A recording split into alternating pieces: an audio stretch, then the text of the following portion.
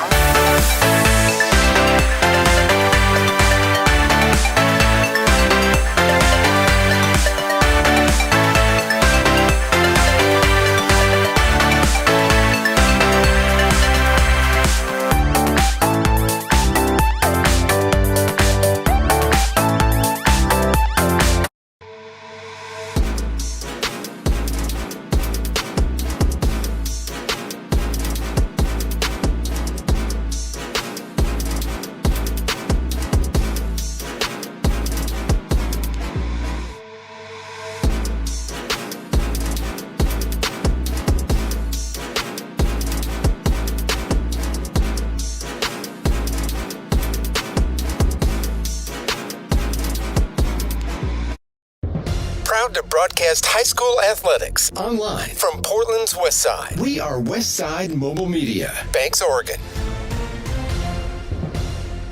Banks Braves High School Athletics on Westside Mobile Media, presented by Jason Bond Remodeling. Also brought to you by these fine sponsors: Jim's Market, Sarah Hesselman Keller Williams Realty, Wana Credit Union, Banks Post Newspaper, Econo Fab Pole Buildings, GorgeNet Internet Service, Christy Van Meter at Caliber Home Loans, LaHaye's Custom Embroidery, Main Street Pizza, Oregon National Guard, Scoggins Creek Coffee, and Specialty Screen Printing. Now here's the play-by-play voice of Westside Mobile Media, Trevor Beard, alongside color analyst Jonathan Lee.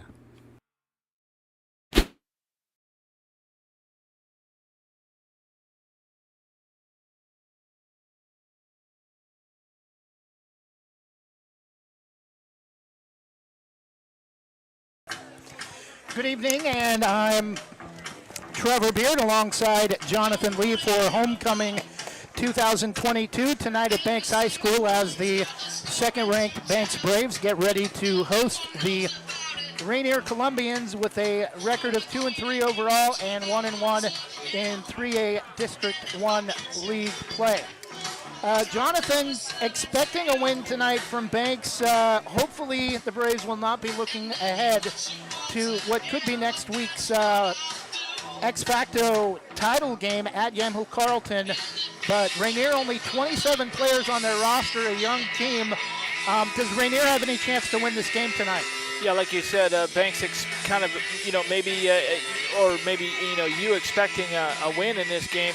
The word that came immediately to my mind is trap game. And this kind of is an epitome of exactly that. You've got a Rainier Columbia team that is a really good team last season. We'll get into more of that as we go along. But, they won this league last year, 5-0 record and 10-2 overall. Only lost to Marshfield and Vale. This year kind of struggling, but that's because they got a young roster. And, if Banks, I know the coaching staff of this Banks team, so they're not going to let their team look ahead. But if they did get caught looking ahead to the next week, which I know they're not going to, but if they did, this is the type of game, that type of team that could come in here and spoil homecoming and get a W. So you got to definitely bring your A game against this team. Very good, very well coached team, coached by Mike King. He's their head coach at Rainier. He'll coach them up, and they've had a couple of wins this year. They're currently in a 2-game slide right now, and this game tonight is actually the first of kind of a little gauntlet here, as they're going to be at Warrenton next week. Rainier is, and so it's kind of a two tough games right here for them, and we'll see how they're prepared for this game. Well, right now it's basically a two-way race for the league title with Banks and Yamhill Carlton. Those two teams meet on the road next week at YC, and then North Marion, Rainier, and Warrenton. North Marion and Warrenton already with 2 losses. Rainier, even if they lose tonight, Jonathan, would still be right in that group of 3 teams with 2 losses and still have a chance at a 3-way race for the 3rd playoff spot, with 3 teams advancing to the 3A state playoffs at the end of the month. Well, Banks was my team coming into the season. They were my team to win this division, not taking anything away from Yamhill Carlton, which is obviously a very good program. But, you're talking about, this is a Banks program that has won the 4A Coapa League the last 4 straight years. And so they're coming in here. They were expecting to win the Coapa League. They were expecting to win the Copa League title again last year for a 5th straight time. So, they are kind of rebuilding too, but Banks is not rebuilding after graduating seniors. The cupboard is far from bare at Banks. They're reloading, and they have reloaded with some good talent at wide receiver. And then, of course, Christian Leida at quarterback. Ashton Croston is a very versatile guy. This is a guy who started the year at quarterback. He can play some running back for him. He can play wide receiver for them. He plays linebacker on defense. Very versatile guy. And, he strikes me as kind of a humble guy that's like, yes, coach, I'll go wherever you want me to play. And guys like that, not just Ashton, but there's a couple other players on this Banks team that'll do that as well. So they're very well fundamentally sound, and they'll need to show that tonight. But this is my team to win this division. Next week should be fun, but this week can't overlook it because, as I said, it could be a trap game. Well, last week, Banks had the week off with the forfeit win over Corbett. Corbett did get to play last night, but that's about the only positive thing we can say about their game against Warrenton. A 61-0 home shellacking to the Warrenton Warriors. And Corbett only 20 players on their varsity roster, and many of them freshmen. So do not expect a win from them this year, except maybe the Valley Catholic game. Yeah, Corbett, to their credit, I mean, they're being fed to the wolves literally this year, because it's like you talked about, only 20 guys on the roster in the small town of Corbett. Let's not forget that. They're not like a big city here. I mean, we're talking Corbett is very small town, very small community out there in the Columbia River Gorge, and they're basically a freshman team. And they're a freshman team that's having to play in a varsity league, and they're doing the best they can. They're dealing the cards that are dealt to them, but you really got to kind of feel a little bit to them to what they're doing this season. They're going to take their lumps, but eventually, if they just stick with it and say the grindstone, Corbett could be a strong team in the future, but for sure taking their lumps as a freshman team in a varsity league. Well, it kind of reminds me of a varsity team that should be playing a JV schedule. Yeah, or a team like a couple of years in the 6A. I remember when Mountainside and some other new schools came in. A lot of times OSAA will make them play an independent schedule because, of course, schools like that open up and bring in schools from other districts. That's usually when schools converge on one school, and so they end up with no seniors, no really upperclassmen. It's usually the lower classmen that get moved over to a new school. It reminds me of that, with that independent schedule, or maybe for the second year they have to play a JV schedule. That's, really, but Corbett's not a new school, so they're not under those rules. Well, we talked about this. There's still potentially 5 of the 7 teams in the league fighting for at least, well, I wouldn't say all 3 playoff spots, because I think Banks and Yamhill Carlton have the first 2 pretty much nailed down. I don't expect Banks to lose at North Marion. The only really game I think Banks has a chance to lose is at YC next week. And we talked about before the pregame, when I did that YC Warrenton game last week, Warrenton, I kind of looked at it as a couple of different ways. YC had 6 fumbles in that game. Warrenton had every opportunity to win. It was a back-and-forth first half. Warrenton had a 21-16 lead at halftime, only able to score 1 touchdown in the second half. YC comes back in the second half to win that game, and an awesome football game, 32-28 for the comeback victory for YC. But their running back has had serious issues holding onto the football in that game. Got a couple of lucky bounces as the ball hopped right back up in his lap. But I'm really surprised that they only have 1 loss in the season, and they've actually won 4 in a row since losing their opening game at Dayton. And Dayton, definitely no slouch, will likely be a playoff team as well, besides Kennedy from District 2. Yeah, Dayton has always had a very strong football program. They used to be well, they've always been in the 3A. I remember they had some, back in the early 2000s, I was covering for another venue, covering Horizon Christian in Tualatin. And they just had some epic battles in every sport, football and basketball, but especially football. And that was the reason why Horizon Christian Tualatin, who actually enrollment-wise should be a 1A school, but the story of why Horizon Christian was playing in 3A football is because of the relationship between the then coach George Crace at Horizon Christian and the coach for Dayton, which was at the time Frosty Westerling at Dayton. And so it goes back to those days, wanting to have that rivalry battle, and it just developed and was always a battle. And so that's how my connection with Dayton, and they're kind of by my memories, Dayton now today, they're still a strong team, I think, but not as strong as they once were. I mean, they have won, back then, they've won a couple of state championships in football and boys basketball. Had a lot of great talent come through there, and of course, just in between Salem and Portland is where Dayton is, if you're not familiar with the area. But yeah, they've always been a strong team, and I was kind of hoping that when we knew that Banks was going to drop down to 3A, I was kind of hoping that that would work out, that Banks and Dayton could play in the preseason. But hey, you never know. Maybe Dayton and Banks play in the playoffs. That would be an epic playoff, let me tell you. Well, right now I have the 3A rankings pulled up, the official OSAA rankings that are used to determine seeding for state playoffs. 16 of the 3A teams across, I believe, 4 districts in 1 league. The Mountain Valley League, everything else broken into districts with a couple of 4A teams playing down. Kennedy number 1, and the thing about Kennedy, we talked about this previously, before the season started, their head coach asked them, do you want to keep playing 11-man football or stay at the 2A level, which starting this year became a 9-man classification, and the team as a whole said they wanted to stay 11-man, and despite being a school with 2A enrollment in Mount Angel in the Woodburn area, still just dominating their district in 3A football, outscoring their opponents in the 5 games they've played 208-16. And we talked about a potential matchup, 1 versus 2, if Banks were to play Kennedy in the state championship. OSAA likes to use neutral sites.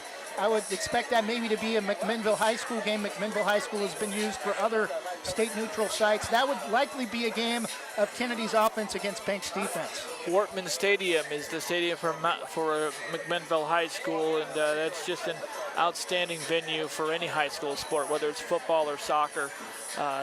Yeah, great stadium out there, and a great atmosphere, to be sure.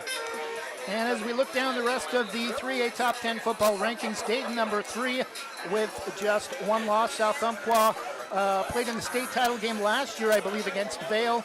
They're at number 4, undefeated at 5-0 from Myrtle Creek, just south of Roseburg. Cascade Christian of Medford is at number 5. They've been a strong program for a number of years. Yamhill Carlton, up and coming this year. We talked about that potential matchup next week would be 2 versus 6 after the Tigers move up a couple of spots after their dominating win 56-16 at North Marion last night. Lapine is at number 7, currently leading the Mountain Valley Conference. Santiam Christian of Adair, just north of Corvallis, is at number 8. Warrenton, number 9, the 3rd team ranked out of Special District 1. And St. Mary's of Medford spent a long time at the 2A level as part of the Big Fur League, a member of our league back when I was in high school. They're at number 10 with 1 loss at 4-1. And you look at the Far West League, kind of one of the largest geographic leagues in the state, stretching all the way from northern Douglas County and Sutherland all the way to Medford. One of a couple of leagues getting 4 teams into the state playoffs. And apparently an issue with the public address mic up in the booth. We're going to go ahead and take a 1-minute break and get you a look at the rest of the 3A football schedule tonight. A couple of games from last night we told you about earlier. We'll go over those as well when we come back. 17 minutes before the kickoff tonight between number 2 Banks and Rainier for homecoming 2022 at Banks High School Kelly Field. We'll be back in 1 minute after this on Banks High School Athletics, built by Jason Bond Remodeling on Westside Mobile Media. Want to give your kitchen or bath a fresh new look? Jason Bond Remodeling has over 20 years experience fabricating and installing stone countertops and can upgrade your home with the countertops of your dreams without the dreamy price tag. They pride themselves on quality and customer satisfaction. They also offer cabinet installation and will do their best to beat any bid by 10%. Based in Washington County and will service most Portland area locations. For quality kitchen and bath remodels, call Jason Bond Remodeling at 503-430-0145.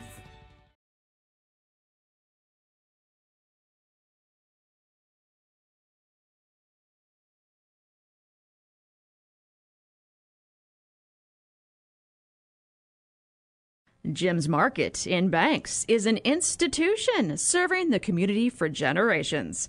They're actively involved in events and athletics from the youth league to high school level. Let them serve you with their locally grown fresh produce, fresh bakery items, including custom cakes, and quick hot food from their in-store deli. Jim's Market, conveniently located at the south entrance to Banks.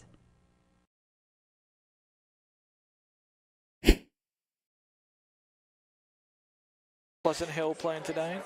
And we're back going over the 3A schedule. 2 games from District 1 last night. We mentioned earlier Warrenton blowing out Corbett on the road 61-0. Yamhill Carlton's win at North Marion 56-16.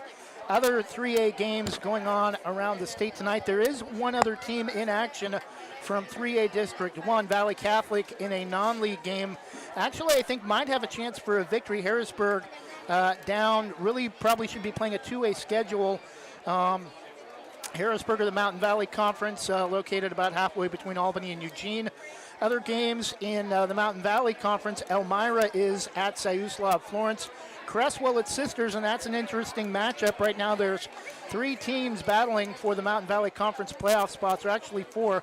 Lapine currently leading that league, but Lapine, Siuslaw, Cresswell, and Sisters, the 4 teams battling for 3 playoff spots out of the Mountain Valley Conference. Pleasant Hill was ranked number 7 entering their home game against Banks a couple of weeks ago and got blown out 42-6. Way overmatched, had a lot of players that had to sit out their next game at Elmira, which was also a loss. Had a chance to talk to friend and fellow school alumni Darwin Carey, assistant coach and head basketball coach at Pleasant Hill, and he said, I asked him what happened with their loss to Elmira. Elmira, not traditionally a strong 3A football team, and he just said, had one word, Banks is what happened. They had a lot of players injured from that 42-6 blowout home loss to Banks. And Jonathan, you weren't there, but Banks took a while to get scoring in that game and then wound up scoring 21 in the third quarter to basically put it away by halftime. District 2, Newport at Santiam Christian. Santiam Christian likely a blowout victory in that game for their homecoming. Amity at Jefferson. Jefferson, I think, has 1 win this season. Likely a win for Amity. Dayton at Scio. That could be an interesting matchup. Scio possibly battling for a playoff spot in District 2. Salem Academy at Kennedy. Again, Salem Academy, a team likely that should be playing a 2A schedule. Expect that to be a blowout for Kennedy. District 3, North Valley at Sutherland. North Valley, despite a record of 1-4, still in the top 20 in 3A football rankings, potentially a playoff team. Phoenix at Cascade Christian, St. Mary's of Medford at Douglas, South Umpqua, top 4 team at Brookings, District 4 McLaughlin of Milton Freewater at Nissa. Nissa came across the Cascades last week for a 20-8 win at Rainier on Saturday. Ontario at Burns. Valley Catholic will head on the other side of the mountain for a non-league game with them at the Dalles. And then we mentioned earlier the Valley Catholic game at Harrisburg. And Jonathan, we talked about the lead-in before the break. Last year, Banks and Rainier were scheduled to play for homecoming. And it seemed like over the last couple of years, regardless of the sport, scheduled to play in baseball, scheduled to play in basketball. Almost every time these 2 teams have been scheduled to play each other over the last couple of years, it's led to a Rainier cancellation. Last year, Rainier called 2 days before homecoming and said they had players out and were unable to play due to COVID. And this year, kind of fitting that they're going to be playing for homecoming tonight. Yeah, and it would have been a great game to see, as a great matchup to see. Of course, Banks last year 4A, and Rainier was they actually won this league last year, 5-0 in the league play, 10-2 overall. Their 2 losses came against very good programs. Mid-season, they lost to Marshfield, who was the 4A state champion. 4A state champion last year, and then at the end of the year, they lost to Rainier, lost to Vale in the playoffs. It was in November, so I think it was the semifinals. 10-2 And so this year, kind of reloading a little bit, reloading with JV players. They're up to a 2-3 start, 1-1. But off that team, Trevor, they graduated 11 seniors. Of those seniors, 4 wide receivers, a quarterback, 4 linemen both ways, and 2 linebackers. That's a lot of key players to lose. And easy to see how a team goes from 10-2 to 2-3 start to the season. But, that's why I say it could be a trap game. This is a team that has a good program. They've got a good base in place. They just need to reload. But, coming off of a couple big losses after they lost to Sayo to start the season, 38-14. Then they routed Jefferson. That's the Jefferson Lions in Salem, the 3A Jefferson, not the 6A Jefferson of Portland. And then they beat North Marion 36-16. Then they got humbled at home to Yamhill Carlton 46-8. And last week lost to Nissa 20-8. So they're looking to get back on it. They definitely, like I said, they're at Banks tonight, then at Warrenton next week. They definitely don't want to go down 4 straight losses and go down to what would be 2-5 and basically probably end the postseason chances for them. So getting a win on the road like this looks really nice to the BCS style rankings of the OSAA, which is a weighted schedule. So if you come in here and you're able to get a win against Banks, who's a perennial league champion on their home field, that carries a lot of weight. And right now they sit at number 23 on the rankings. That would really boost them up. So a lot to play for the Rainier Columbians, but we'll see. And I know that Coach Cole W. Linehan, will have his and his coaching staff will have the Banks Braves not looking ahead, but looking right at tonight's game. Well, another thing I want to mention, we talked about it with Rainier earlier. I know it's been an issue with Corbett. Rainier only 27 varsity players. Corbett only 20 varsity players. Banks a 35-man varsity roster. Warrenton, we saw them to openly play a much larger roster. Yamhill Carlton, a pretty large roster, but I think overall, as a trend in high school football, it seems like rosters are trending down. Do you think the NFL CTE helmet safety issues have anything to do with that?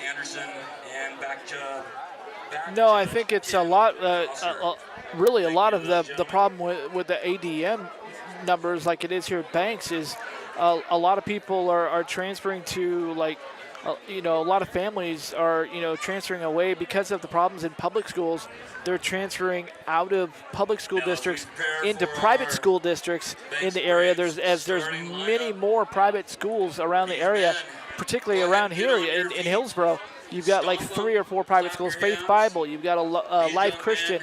They don't have football at a lot of those schools, but then you've got Valley Catholic or Jesuit, and you can live anywhere you want. You can go to those private schools, and so particularly the better athletes are going to schools like Jesuit to continue their education, and so and then also it's homeschooling too. Going to homeschooling, wanting to be. Everybody wants to work from home or go to school from home now, and so it takes them away. That's what happened. That's why Banks, really a 4A school, a 4A community, had to drop down to 3A because of losing those numbers. Well, as the Banks Braves come onto the field, the standing room only crowd all on their feet to support their Braves. A lot of alumni here tonight for homecoming. Jonathan, another reason for the lower ADM, well, we talked about enrollment and Banks dropping down to 3A because of a lot of parents, I know, Banks being a rural district, pulled their kids to private and homeschools due to the COVID requirements. Do you think that's affected football rosters as well? Absolutely, because on that you've got some players who were on those, but a lot of times when I know things have changed over the years, but I remember when we were in school, I remember a lot of times, where I'm from in Cottage Grove, but we had some people who were homeschooled and they still got to play. You can. Of course, nowadays it's a little bit more of a process, I think, to get to do that. But they can still play in the district. So I don't know. Yes and no, I would say to that. Yeah, and I talked to someone that's a little bit familiar with the situation of Forest Grove, and I know Banks, at least for basketball, had a lot of players transfer into the district from Forest Grove, and I think maybe OSAA may be cracking down on that some with players, with students being able to transfer out of district. I know you're familiar with Cottage Grove. I know back when Oregon City went in their huge run with women's basketball, there was a student that actually transferred from Cottage Grove to play basketball at Oregon City. That was Holly Holbrook, now Holly Chapman. She went up there to be able to play with Brad Smith to help her get a little bit more recognition for the next level. And, of course, Holly went on to play at Oregon State from Oregon City. Number 6, Ashton Crossan. Holly Holbrook and her dad, Don Holbrook. Can't remember her mom's name right now, but great family. Justin Holbrook was a great athlete at Cottage Grove. Went on to play college career football and basketball. The Holbrooks of Cottage Grove, very great family, Christian family. Just so easily likable. I remember every time, I called the Lady Lions basketball team for Cottage Grove that year with Holly, and every time I was there for a game, Dawn was always right there to greet me, and we had a nice chats. Just loved that family. Loved those times.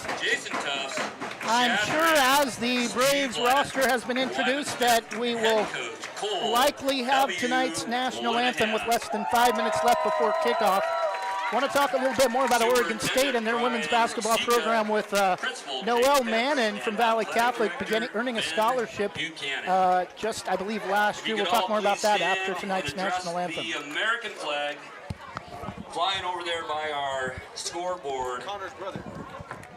Connor McCutcheon will be playing the national anthem with his electric guitar.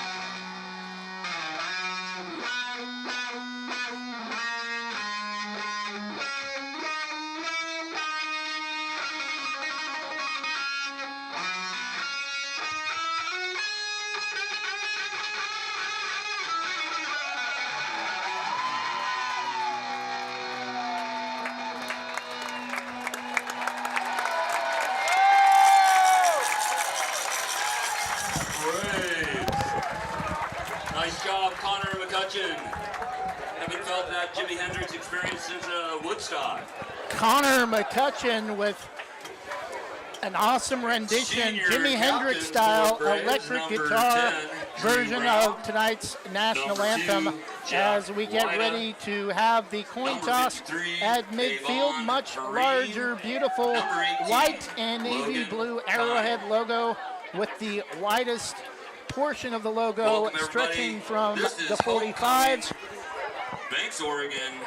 Much larger than the logo painted for last year. Banks will be in their home navy blue uniforms, Vegas gold numerals with white trim, Vegas gold stripes along the shoulder pads similar to the Chargers, navy blue pants with Vegas gold triangle chain separated by an invisible or a clear stripe representing the Tualatin River and the triangles representing the coastal range mountains.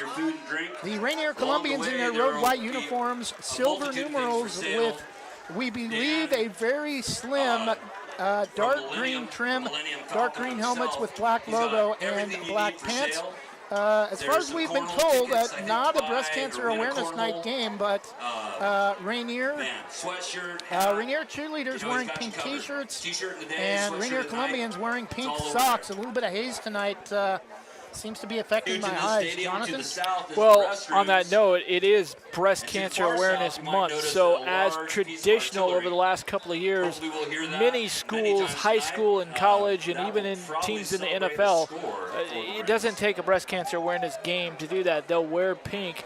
It's usually players that have some family member or some friend or something that they're playing won the for. toss, And and, Braves have won the toss and will declined it defer over to the second Columbians. half as usually they'll do. Yeah, so they're Thanks, wearing Rob. it They're back in honor to of the their month and scoreboard to not start necessarily a this football game. Rainier will tribute set up in the to game. the south. Last night for the incredible 5-set victory for the Banks volleyball team in the upset at number 8 Yamhill Carlton. It was Breast Cancer Awareness Night for the Tigers. Banks has a non-league home match against Astoria, I believe on Monday or Tuesday. That game is also Shout a out Breast to Cancer Awareness Night. Mr. Dale And I remember Burden, Jonathan a alumni, few years back, class of 92. early on in He my is the career man at that Banks. makes this football field They did silent what it is. auctions and grass bake seed, sales, and they had a dirt, game-used water, volleyball he painted that logo, from that match. I think it was striped the against field, kicks Scappoose, off drive that was in auctioned off for Banks. $8,000 Thank you very much, with all of the Dale proceeds Burden. going to breast cancer awareness. You talk about 5-set volleyball victories last night. A little shout out in the 4A Kawapa League last night to a Number couple of teams 16, very close to Cole here Dawson is set to over kick the ball our away friends in for the Columbia Braves. County, Scappoose and St. Helens. The Lions not very successful this year. The Lady Lions in their volleyball season, just 2 wins, but wow, did they take number 14 Scappoose to the brink last night.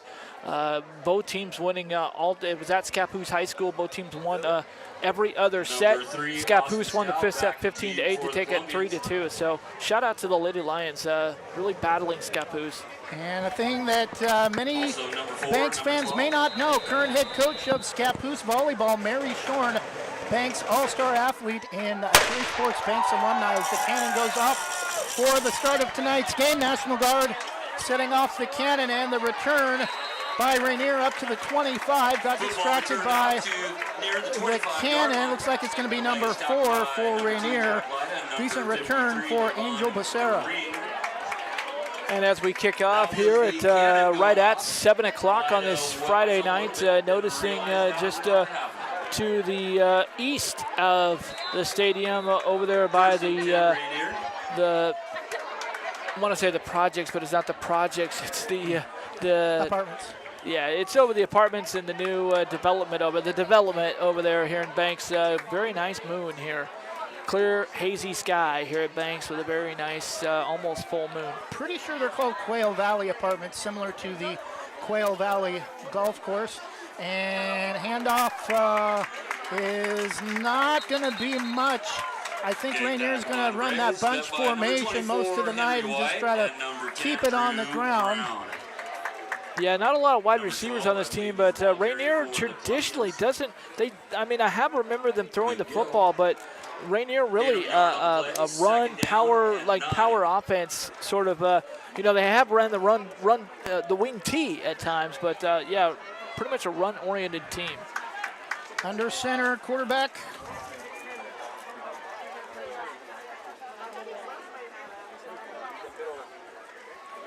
Do not have a quarterback listed. Oh,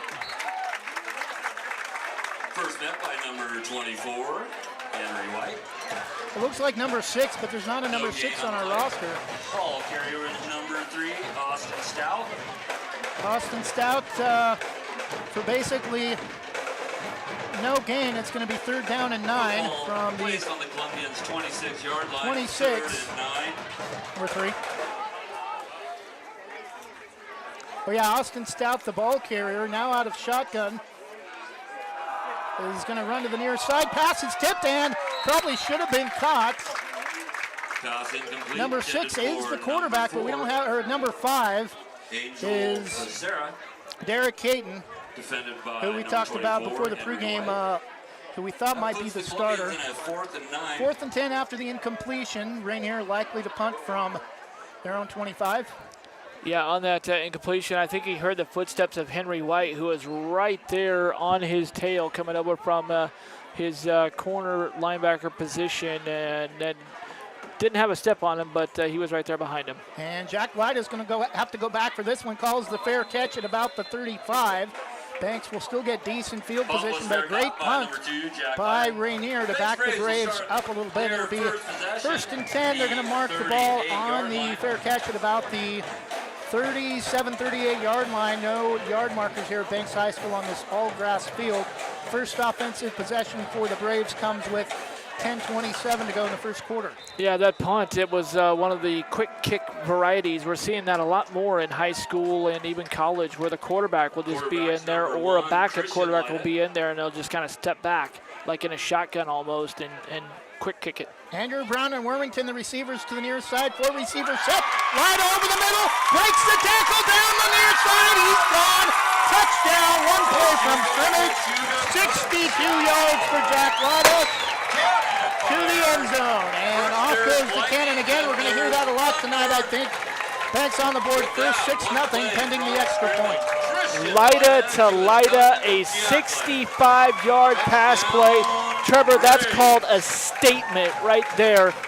Banks is ready for Rainier. They're not going to lie down. They're going to take care of business. And I'm going to tell you right now, based off that one, you heard the cannon. That's, boom, ball game. This game is going to be a track meet. Banks is going to win this one in a rout. Crossing to attempt the extra point. We'll wait to update the score. Snap is down, kick is up, and it is high above the crossbar and through the uprights for a 7-0 Braves lead. Braves take the lead, 7. Jack Lida, who was right over the middle, he was so open. I mean, he was as open as an all-night taco stand here in the Washington County. I mean, there wasn't a Rainier Columbia within miles of him. I mean, if that's the kind of defense Rainier is going to have right now, they might as well go ahead and warm up the bus and head home, because it's going to be a long night for the Rainier Columbians who made the trip to Banks. We're going to take a 30-second break and be back after this. This is Banks High School football. Banks 7, Rainier nothing when we come back on Westside Mobile Media, built by Jason Bond Remodeling. Thinking about buying or selling a home? Sarah Hesselman, realtor with Keller Williams Realty, will help you with your real estate needs. Call 503-313-0748 or email Sarah at sarahhesselman.com. Serving your community daily and proud to support the starting lineup of your Banks Braves. Sarah Hesselman, realtor with Keller Williams Realty. Call 503-313-0748.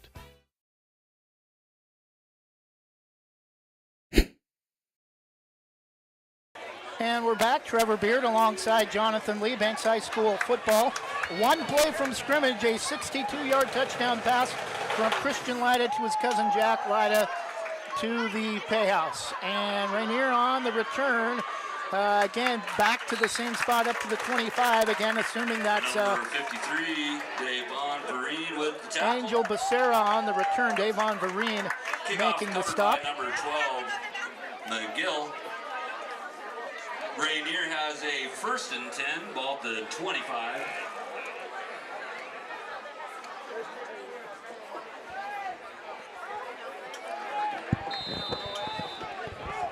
And if Rainier gets down 2 or 3 scores here early, they're not going to be able to keep running the football like they're trying to start the game. Yeah, that's going to come back to really hurt them. Now under center, lone back off the far side, has a little bit of room, and on their second Ball carried by number 3, Austin Stout. possession of the game, Stout gets Tackle made by 2, maybe 3 number yards off 3. the far side, and would you believe it, Jonathan? That's their largest play from scrimmage on their second drive to start the game. Yeah, just a 2-yard run that time, and it's really I was going to say, it's really going to test Banks' run defense here, which has traditionally been pretty stout, although I remember last year at Estacada. You said Stout. Stout's the ball carrier's name. No pun intended. Brian Stout, a long time, has run for politics for a long time from Columbia County. Spoke with him earlier tonight. He said, Austin, no relation. Yeah, and Stout was stood up that time, right at the line. Actually, he loses yardage back, looks like near the original line of scrimmage. We're down in 10. Again, Rainier starting from their own 25 for the second straight drive, their second offensive possession. Rainier quickly trying to get players off the field. Now a spread formation. 4 receivers set. And Caden back to throw. Pass is caught, but did he make the grab in bounds?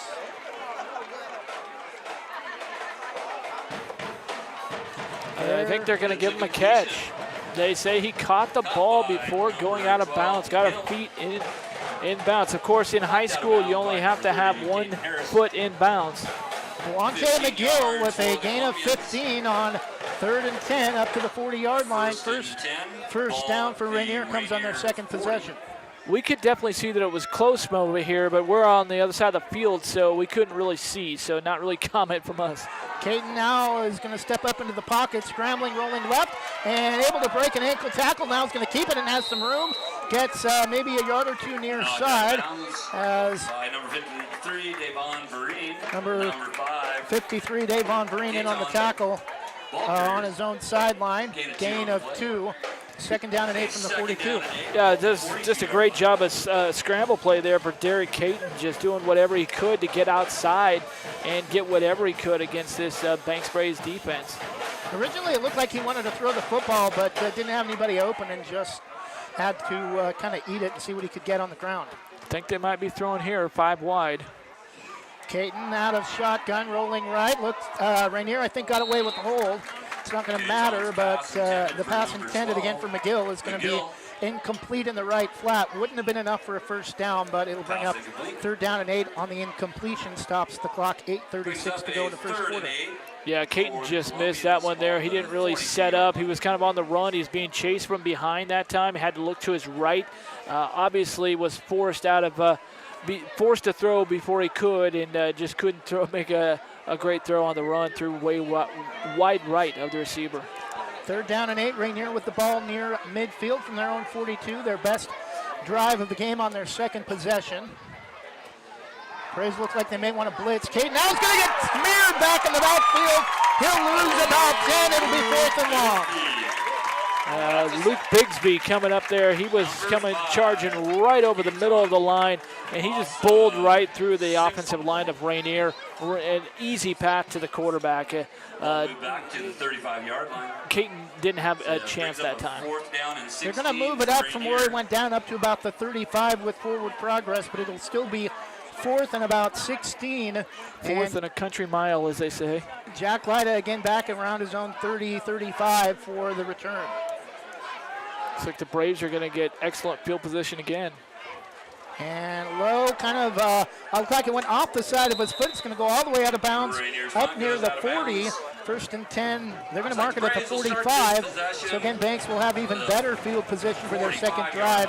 Their first possession lasted just 1 play. If you look at time of possession midway through the first quarter, advantage Rainier with just the 1 play for the scoring drive for Banks. Yeah, field position so far in this game. Rainier, both of their drives, they've had to start inside the 30-yard line, their own 30-yard line. Banks, they started at the 35. Big-time pass for a touchdown. Now start at the 45. We'll see what Coach Jason Tuss, the offensive coordinator, draws up here. Banks with just 1 receiver. The give to number 6 off the far side. Ashton crossing a big first down. Makes a miss. Lost the football. And I don't know, Rainier, I think, a lucky break for the Braves as they're able to fall on it. It'll be a first down to the Rainier 40, a gain of 15. But got to be a lot more careful with the football late in the drive, or late in the carry. Yeah, another 15 yards there for the Banks Braves, already up to 70 or 80 yards of total offense here. 65 passing, 15 rushing. But yeah, like you said, ball security. You gotta take care of the football. Don't let them knock it away. Lyda again, the handoff to Crossan, has some room up the middle, breaks a couple tackles, spins, and I think he's going to be about a yard short to the 30. Original line of scrimmage was actually the 39, but they are going to give him a first down. And Braves again moving the football, this time on the ground with 7 minutes to go in the first quarter. Yeah, that just went right through the middle, just much like we saw with Jack Lyda on the first possession, who just kind of ran his route right through the middle and was wide open. I mean, that middle, Banks is going right through Rainier like a hot knife through butter. I mean, there's no resistance at all by the Columbians. And if they don't put up any resistance against Banks, it's going to be long night.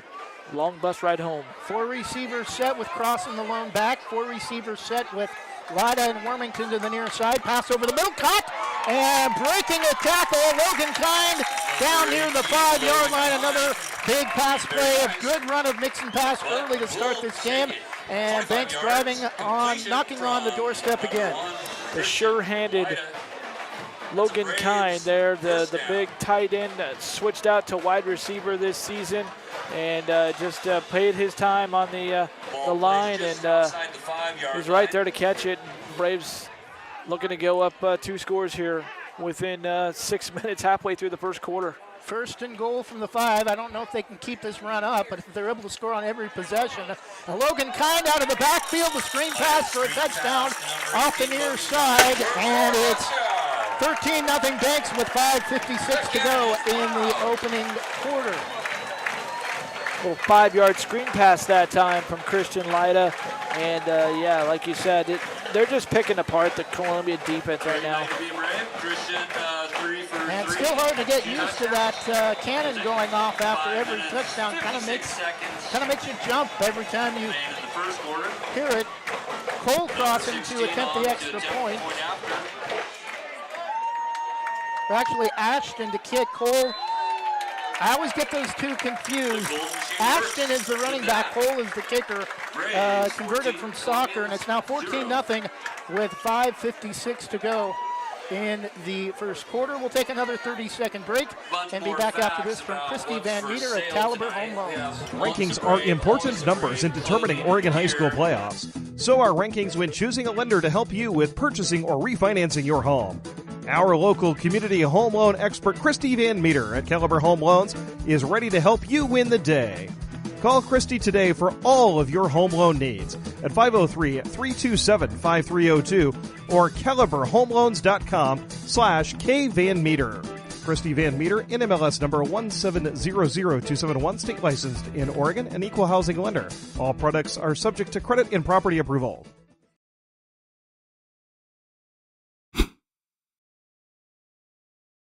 And we're back. Apparently, the extra point from Cole Cross in the attempt was no good, so it's now Banks 13 and Rainier nothing as we get the score updated. Gave the points to the wrong side. And the kick from Crossan is going to go. Oh, a couple of Rainier players come together and lost the football inside the 5. They're able to pick it up, but they're not going to get much. An even worse field position down inside the 52 were there first to inside the 10 to about the 7. Sorry. And that's the last thing if you're Rainier if you're Coach King for Rainier, that's the last thing you wanted to see happen when you're already down 2 scores halfway into the first quarter and you've got basically miscommunication between your 2 runners. I don't want it. You take it. No, you take it. And then you drop the ball, and now Banks' defense has you inside your own 10-yard line to start the drive. Not a good situation for Rainier.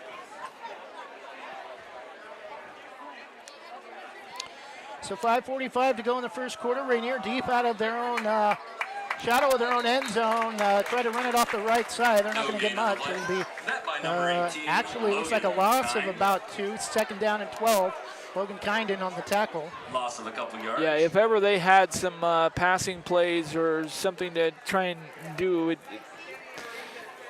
some quick outs, if they have that in their playbook, that this would be the time to try it because they're trying to run up the middle, and Banks has shown that they can hold their own right up the middle tonight, and so that they're just not going to see too much daylight. That's not really going to work. We talked about 1 and 2. Banks, if with a big win tonight, I guess could possibly switch spots with Kennedy if they get in a running clock situation, which at this rate could happen by halftime. But Rainier with some room off the near side, off the give to, I believe, again, Austin Stout, number 3. Yeah, close to a first down that time. They're not going to get a first down, but I think he picked up about 10 yards. 8 yards there. Well, they lost 2 on the original play from scrimmage on 1st and 10. Third down and a short 2 yards for I think they gave no gain on that first play. Oh, okay. Caton out of shotgun with a tight formation. It's going to keep it up the middle off the far side and get the first down up past the 20. Second first down of the first quarter for Rainier. Keeps the ball away from Banks, who's been able to score on every possession so far. 4:06 to go in the first quarter. Banks, number 2 Braves, a 14-0 lead. Well, like you mentioned, Banks did against Pleasant Hill, scoring 21 points in the third quarter. That's Braves football. They're able to, when they get hot and get in a roll, they're able to score in bunches. Caden again taking some time off the clock, is just going to keep it up the middle and run into his line and get maybe a couple yards straight up the middle to about the 22, 23-yard line. Kept his legs churning, got into a little rugby scrum as he was stood up right there near the point of attack and just kind of kept his feet going to get every yard he could. Second down and 7 from the 23, clock under 3.5 minutes to go in the first quarter. Banks a 14-0 lead. You mentioned running clock, Trevor. I mean, it's almost like a running clock right now with Rainier keeping the ball in the middle of the field, and with their running style, it doesn't stop the clock. Caden again out of shotgun with Stout, the lone back, is going to keep it in. Actually, it's not Stout. Out of the Wildcat, direct snap to number 12. Gets maybe another 2 or 3 yards. It's Dewante McGill on the carry. Listed as wide receiver. Met outside by third down and about 4. Riley Purdue. From the 27, need to get just past the 30 to pick up a first down. Gain of 3 on the play. It's a third down and 4.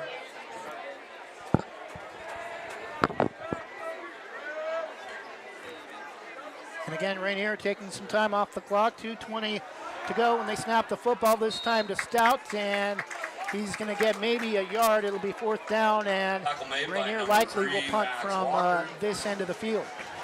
Loss of a yard on the play. Yeah, 4th and 5 situation. Actually, well, let's see. They moved it down and moved it back up as it was a loss, but they moved the down marker back and then forward and then back to the original position.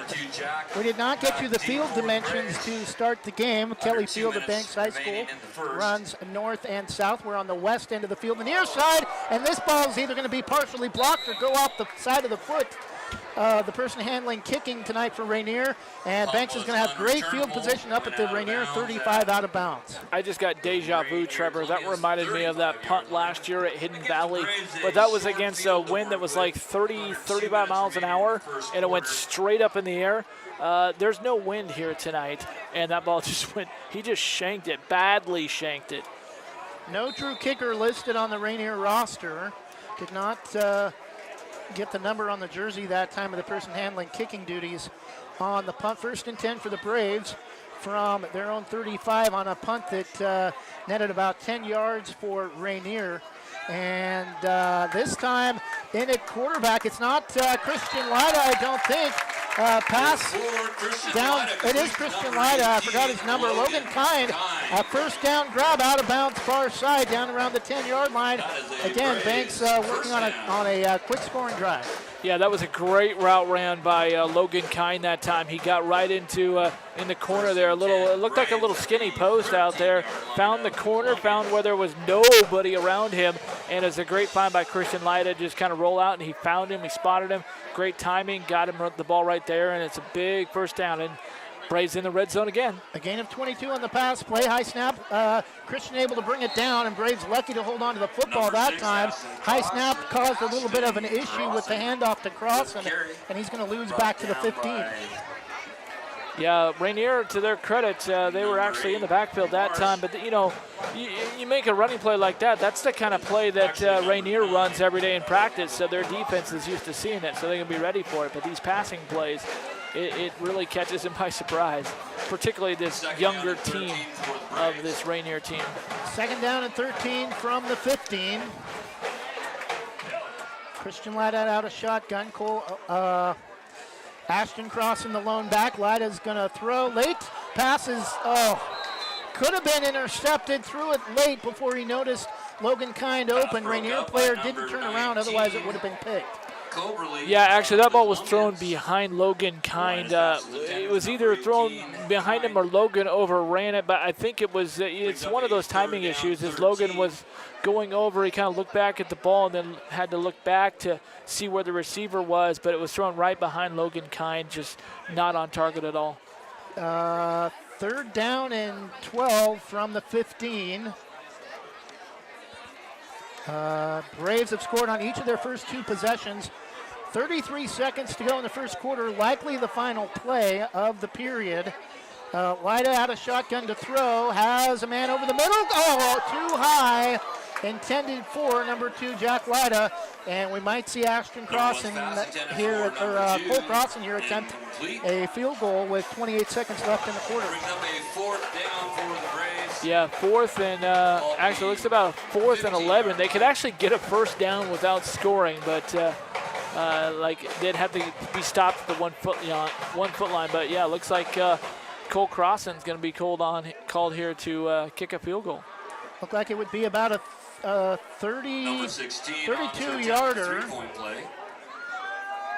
Kick will be made from the 22. Lyda to hold.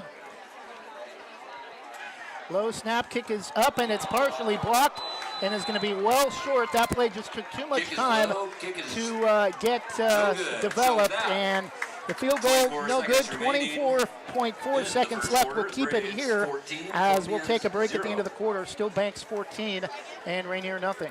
Yeah, I don't know if that one was really actually blocked. The rush was coming. I think they did just get it off, but it was just they had to rush because they could see the rush coming, and so they had to go quickly, and so the ball just never got any height. The low trajectory from the quick kick there, it just the rush kick, and it just went like flat. Like it would have been a perfect, and it was perfectly straight too. I mean, if the soccer goal was up there, it would have scored, and Banks would have had one goal in there.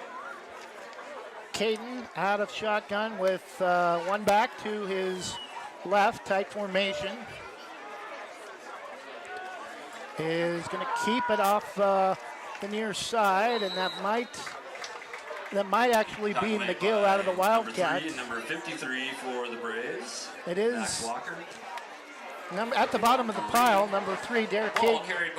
And that'll be the final play of the first quarter. Banks scores on their first 2 possessions, a 14-0 lead after 1.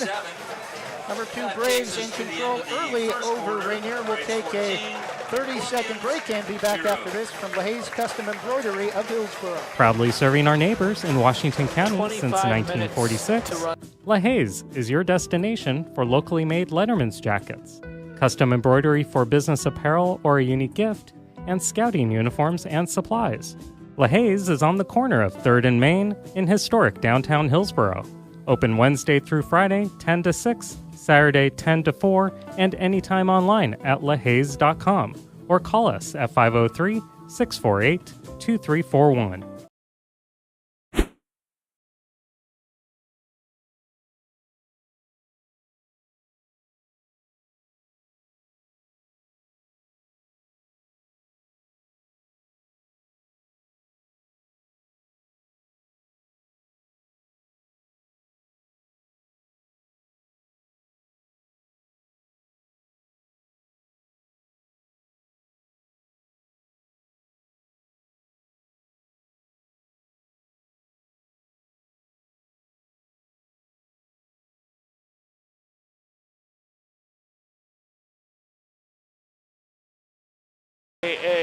As the Coastal Range League, but Special District 2 because of course North Marion is in the league from they're actually still a 4A school in other sports.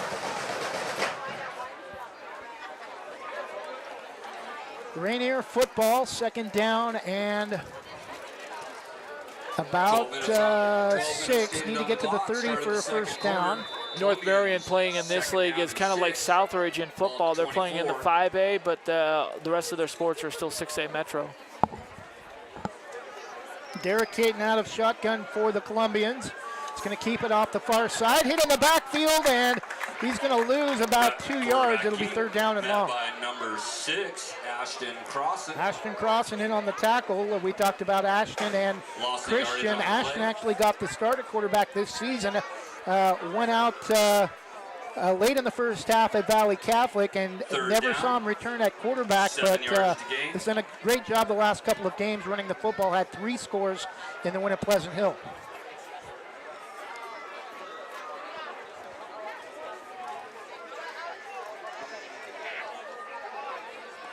Again, a bunch type formation for Rainier with the lone back. Can't tell if it's McGill or Stout. And again, Caton will keep it on the quarterback. Looks like a quarterback draw up to the 25. It'll be 4th down and about 5, and likely another punting situation for the Columbians. By number 55, Blake Jewett. Blake Jewett in on the tackle for Banks Braves, but also Logan Kine was also in there coming up from his middle linebacker spot to make the assist and keep him from getting much gain. Again, just it's like just another 5 yards. Banks defense the last 2 drives have really stiffened up and not allowed Rainier to get a lot of first downs here. Many of you might be familiar with the Chip Kelly quick huddle Oregon offense. Rainier is pretty much the opposite of that. They're going to take every second of the play clock they possibly can and try to keep the ball away from the Banks potent offense. 2 touchdowns in their first 3 drives, and they're going to try to draw Banks off sides. They just did. And it looks like it worked. Yep, that was, looked like, was that Blake that came up there? No, it's 53. 5-yard penalty. Yeah, Blake Jewett. Banks jumps offside. That coming up from the line and just couldn't quite hold it and jumped into the neutral zone. And would you believe it, with all the holding penalties usually called against Banks, that's the first penalty in tonight's game, and it comes with about 10 minutes to go in the first half. Yeah, we talked about it in the quarter break. 25 minutes to play the first quarter. Caden out of shotgun with one back to his left. Again, a tight formation. He's going to keep it off the far side and drives through a couple of tacklers and pushes forward up past the 35. A decent gain of about 3 or 4 yards, maybe close to 5 yards on first down. Anytime you can get more than 2 or 3 yards on first down, that's a decent carry. Yeah, direct snap that time to Austin Stout, who picked up a nice little half of a nice little 5 spot. Ball across the 35-yard line. Second down and about 4. A long 4, need to get just past the 40. And direct snap again to, I believe, Stout, and he's going to get maybe back to the line of scrimmage. It'll be third down. Number 24, Henry White with the tackle. Actually, I believe it was number 12 that time, Devontae McGill, coming off the field on the carry. Short gain on the play. Give him a 1 yard gain on that. Looks like now it'll be third and like right at 4.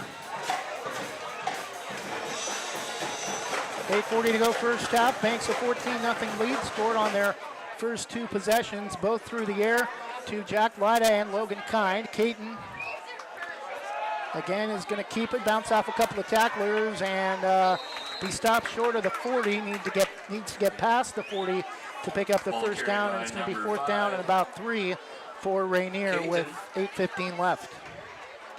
Yeah, looks like that marker spotted on the 41, so going to need like about 1.5 yards here. They're going to mark that right on the 40-yard line, just inside the 40. With this being inside 2 yards, ball getting close to midfield, Rainier's going to go for it. Maybe. They're lined up in that shotgun. They might go back and quick kick, but we'll see. With the difficulties they've had punting. Need to get about 2 yards. Caton out of shotgun. And is going to keep it, and I don't know. I don't think so. I think he's going to be about a 1/2 yard short. He did have a little surge there. That last surge might have pushed it across, but it looked like Banks just stopped him. It's really close. And that's a favorable spot, at least a 1/2 yard pass from where he was stopped. They're going to bring in the chains. Yep. Yeah, it's that close. So a big play for Rainier with 7:39 left, trying to hold on to the football and keep it away from the Braves' potent offense, who scored on their first 2 drives. 14-0 Banks. with 7:39 left to go in the first half. Homecoming 2022. I think they might have just gotten it by the nose of the football. It's kind of studying where the chain was, where the football is. It's so close. It's really close. When they stretch it, it'll be interesting, but they might have gotten it by just the skin of the nose of the football. Cole Linehan was pointing the other direction when they spotted the football. We hope he's right.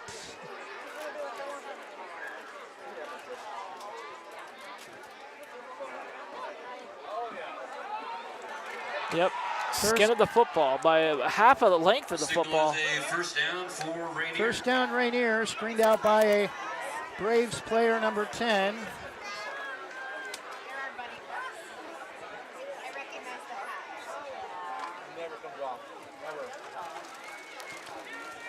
Yeah, it was that last surge by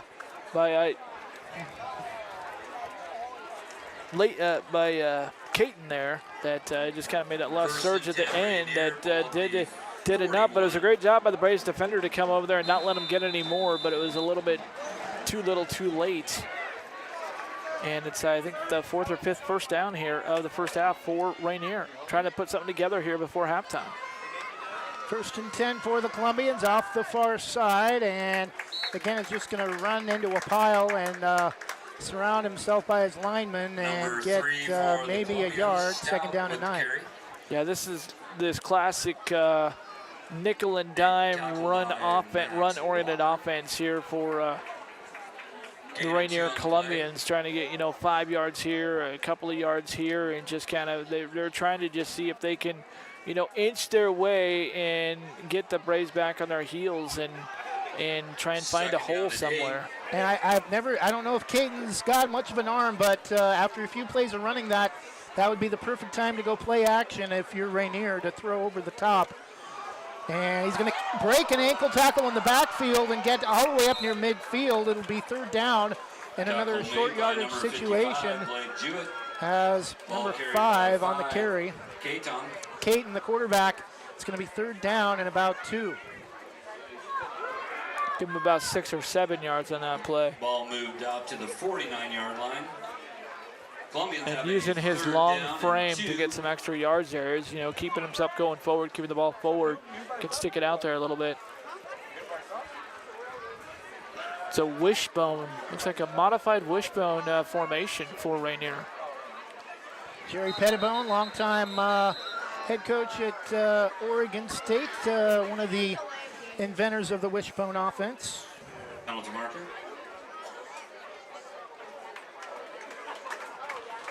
And we're going to get the first penalty of the game against Rainier, I think a false start. 5-yard penalty assessed against the Columbians. That moves them back. And that's huge Yeah, for I think the that was, it looked like it, because the white hat signaled, he put his hands on his waist like that. That's like offsides, but there is no offsides on the offense. I don't know. I mean, unless there's that, they do make rule modifications. There could be something. So now it's going to put Rainier in a 3rd down and about 6 situation, much better situation for the Braves defense, and McGill is going to lose all the way back to the original line of scrimmage, back to the 40, and Max Walker in on the stop. Likely a punt situation now for Rainier in a 4th down and long situation. Yeah, that was exactly what Coach King for Rainier did not want to see in that situation. Rainier's been doing a good job of putting the ball upfield, running north and south, and that's breaking a cardinal rule right there. That time they got stopped. They had to go somewhere, and they just went towards the sidelines running east and west. You do that to good teams like Banks, they're going to make you pay. And the east and west making sure you lose yardage there. And another bad snap out of bounds is going to go over near one of the light poles at the 45.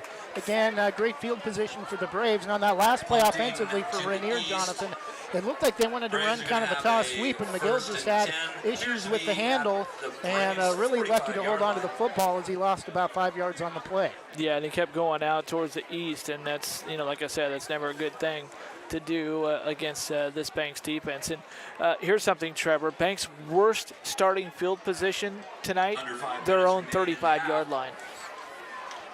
They moved the ball up to the The Rainier 45 looked like it went out of bounds much further, about 10 yards back near the one of the light poles. Lida, the give to hurdles a defender. Number 30. Caden Harris with close to a first down carry. It'll be 2nd down and 2. And what might we see in a 2nd down and short situation? A long pass play. Maybe try to throw one deep and try to get it in the end zone with even if it's incomplete, it's still 3rd down and short. Well, Caden Harris, a real spark plug for the Banks in the backfield. He returned to the Banks Braves in the win at Astoria, the shutout victory at CMH Field. Caden Harris, the lone back, and the give to Harris. Big first down, breaking tackles all the way inside the 35. Gain of about 13. Yards. That's a Braves first down. Sorry, go ahead. 1st and 10 Banks from just inside the Rainier 35, trying to go up 3 scores before the end of the half. 4 minutes to go in the first half. But to answer your question there, you just keep running the football. At this point, they think they've got a matchup situation. They can see where they're going to, find the holes right now and go with it. If it ain't broke, don't fix it. 4 receivers set, trips to the top. Lida will throw, and now it's going to go down back at the 40. Yeah, that was great pursuit that time by Rainier as they just kind of, Christian didn't see anybody downfield or just kind of lost the momentum there. And coming up, big old number 66, Josh Ellis for Rainier coming up and to bring him down for a loss. One of the very few great defensive plays for Rainier tonight. And we talked about Christian Lida, not a running quarterback. If he gets outside of the pocket, he kind of gets a little bit confused, I think, with where to go with the football, and loses on the play. Josh Ellis, senior lineman for Rainier, goes both ways. Again, Caden Harris, the lone back. Lida in motion left to right. And pass out of the backfield to number 3. Slips a tackle and gets a little bit, maybe back. Go ahead. Max Walker, the ball carrier that time. Looks like a screen play out of the backfield, gets back close to the line of scrimmage. It'll still be 3rd down and 11 from the 35. Out of bounds play, stops the clock just inside 3 minutes. 2:57 left first half. Banks a 14-0 lead. And Jonathan, after those first 2 drives from Banks, Rainier's defense has really stiffened up. Yeah, they've gone kind of into a 44 stack. And the give to Caden Harris. It's going to be 4th down. And number 66, I would expect Banks to go for it. A punt really doesn't do them much. And a little bit too long, I think, for Cole Crossan in this situation with 2:40 left. Yeah, you said it. Like you said, it's, in this field position right here, it's not really in Cole's range out there, and he just missed a field goal with a low trajectory because of the rush coming in, and then to punt it with the way Banks punts the football, it's going to go in the end zone. 4th and about 8, and Lida to throw, rolls right, and throws downfield. Has Logan Kine. It's going to be out of bounds inside the 5, and that'll stop the clock with 2:12. And again, Banks about to go up 3 scores with 2:12 left on the big pass play on 3rd and 11. Another great pass and catch by the Banks Braves. Great job by Lida to roll to his right, kind of on the bootleg to his right there to buy himself some time so he could see Logan Kine. Logan, great job of running the route to get down there in the corner, and then the great find by Lida to find Logan for the big first down, and Banks trying to go up 3 scores here before halftime. 1 back, and it's going to be Cole Crossan, actually, direct snap. Touchdown, Cole Crossan from about 2 yards out, 2:06 left. It's now 20 for Banks, and Rainier nothing with 2:06 left in the first half. Crossan, gain of 2 for the touchdown.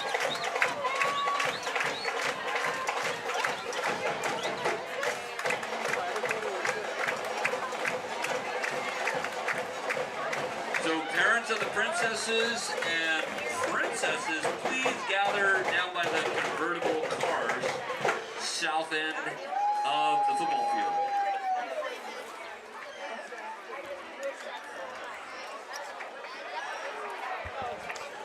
And Banks apparently is going to go for 2, and they get into the end zone, but a flag on the play.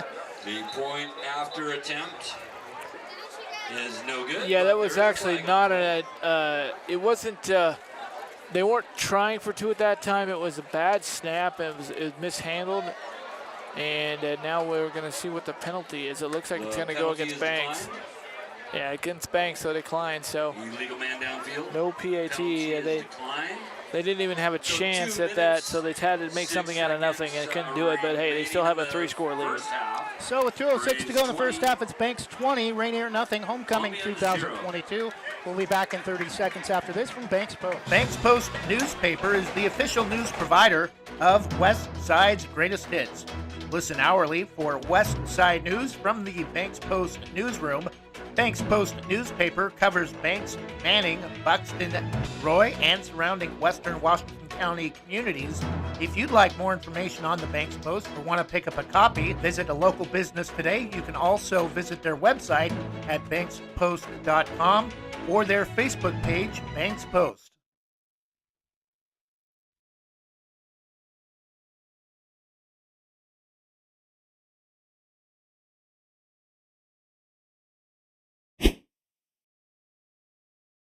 And we're back, 2:06 to go in the first half. Banks 20, Rainier nothing after a botched extra point Columbians attempt. set up deep back at the 5-yard line to receive number And 16. 3 men back for Dawson's Rainier. I've kickoff. never seen 3 returners back in kickoff formation. It's kind of an interesting return formation. It's a 3-3-5 or 3. 3-3. They got like 3-3-5 would be 6. 11. They got 6 on the line. So yeah, that would be. Oh wow, that would be too I many think men they on got the field. 10. I think they got 10 men. No, they got 5 on the line. Rainier's going to let it go out of bounds, and they'll get the football with decent field kick. position. 2:05 Just left touches the on the out-of-bounds illegal line at procedure the penalty on the 18-yard out-of-bounds kick to the far side, and it'll be Rainier football 1st and 10 from their own 35. So it was a 3-3-5 kick return formation, which is something I've never seen in a return formation, but there is a 3-3-5 stack defense. Unless they're getting ready for their defensive series the next time. Columbians will have 2 minutes and 5 seconds. 1st and 10, ball at the 35. Well, based on the way Rainier was playing earlier, we thought we might see a running clock by halftime. Rainier has done a pretty good job defensively in the second quarter, minus that one long drive from Banks. Rainier wants to try to put points on the board before we head to the break. And off the far side, it's going to be McGill, the direct snap, up close to the 40 out of bounds far side, a gain of about 5. McGill tripped up by number 3, Max Walker. Gain of Max 5 Walker on the stop out of bounds. 2nd down and 5, ball near the 40. About a half-yard shy of the 40. Call it 2nd down and a long 5 for Rainier. Trevor, you want to talk about putting a game early? How about this score presented by at Train Northwest on Twitter? End of the first quarter, Santiam Christian 41, Newport 0. Yeah, they could put up 70 in that game before halftime at that rate. Short gain for McGill. Maybe gets to the 40-yard line. Timeout Banks. They want to try to get the ball back and try to put even more on the scoreboard before halftime. Yoncalla, where I graduated from, actually has the scoring record for all of high school football in the state of Oregon about 10 years ago. They beat McKenzie in a football score, something like 110 to 65. But Yoncalla and North Douglas have Drain now combining to play 9-man football at the 2A level.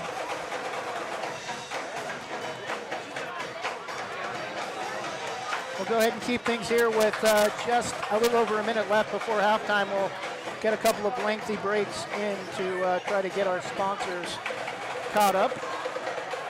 Again, this is Banks High School football on Westside Mobile Media, built by Jason Bond Remodeling, voice of Westside High School Athletics. In my 8th year, I'm Trevor Beard. Jonathan Lee joining me for the 2nd year. Rainier comes to the line, 3rd down and 5. Almost a long 4. Again, a tight formation. Braves might call another timeout with a stop here. And again, they're going to go to the fullback, and he's going to get the 1st down, and now that will likely take away any notion of 36, Muhammad with the carry. Stopping the clock for the Braves. Met by number 30. Number Caden Harris. 36, Adrian Mohammed. His first carry of the night is Max good Walker. for a first down. Gained by Up to the 43 for Rainier, under a minute left in the first half.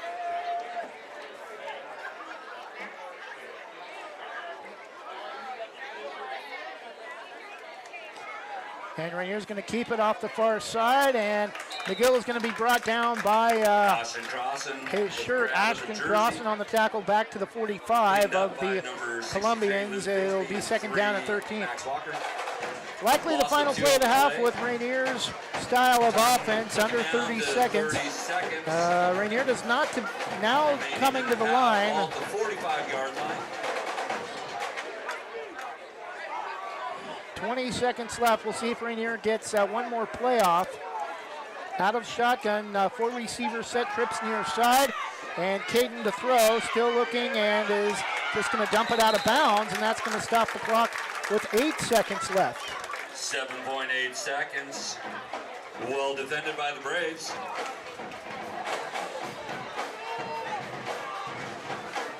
Third down and 13 from the 45. Pass is incomplete. This should be the final play of the half. Banks up 20-0 over Rainier, homecoming 2022. Again, these two teams were supposed to play homecoming last year, but didn't happen, and finally meeting on homecoming here at Banks. Caden again out of shotgun, rolling left, and now it's going to keep it off the far side. A flag on the play, and 1.3 seconds left. If this is against Rainier, Banks may have a chance at a play offensively, the final play of the half. Took down number 5. Well, if this was college, they could say decline it and choose the runoff, and let's go to halftime. Holding against Rainier, penalty is declined, and it'll be 4th down. And Banks wants to call a timeout. And another flag, likely against Rainier. Nobody even from the Brave side of the football in the area where the flag was thrown. And looking at a that's a timeout was called by the dead Braves. ball penalty, probably unsportsmanlike conduct, maybe on the coach, I don't know. Well, he was looking right at one of the Rainier players when he threw the flag. It's either against the Rainier bench or against a Rainier player.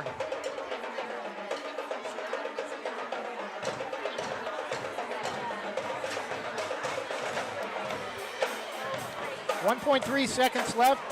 Banks calling their 2nd timeout following the holding penalty, and then a possible personal foul penalty against Rainier.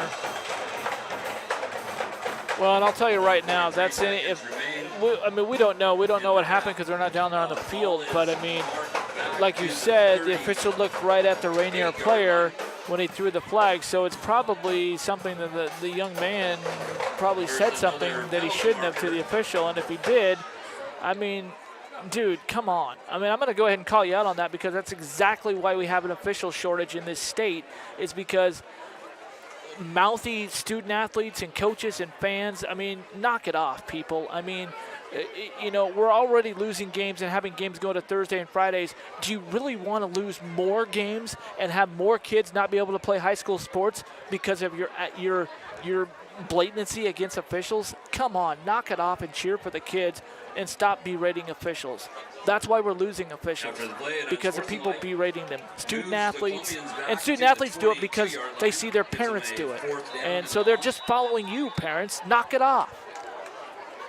And nobody back for the Braves. Banks expecting Rainier to just run a play to run out the clock, and tackled at about the 22. Blake Jewett on the stop, and that'll do it for the first half. Banks with a 20-0 lead, scoring in their first 2 possessions. Rainier stiffens up a little bit in the second quarter, but Banks a little bit closer game I thought than I thought we might have had in the first half, but Banks still with a 3-score lead. Homecoming 2022. We'll take a 2-minute break and return, try to get you some scores and take a look at the first half scoring drives when we come back. Halftime, it's number 2 Banks 20, Rainier nothing. When we return, one of the Rainier coaches saying something to one of the officials as Rainier heads to the locker room, and another player from the Rainier staff saying something to the White Hat, and we may see some penalties being, even more penalties being distributed at the start of the third quarter, as some stuff going on with the Rainier coaching staff and the officials as Rainier heads to the locker room. We'll take a 2-minute break and return after this from Wanna Credit Union. Do you or someone you know own a business?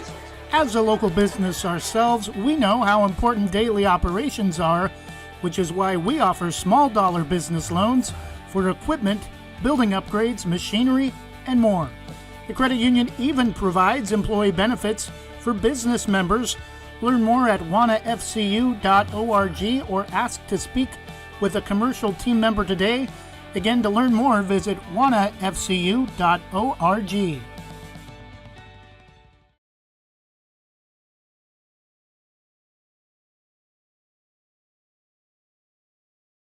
Visit Main Street Pizza in Banks, located next to Jim's Market, for the best pizza in Washington County. From loaded hot baked subs to a Main Street special pizza piled high, we will satisfy your pizza cravings. We've been serving and supporting the Banks community since 1986. Open daily at 11 a.m. Call ahead now to place your order at 503-324-5858 or follow us on Facebook to see our daily lunch specials. Mention this radio ad and receive $2 off any Main Street pizza.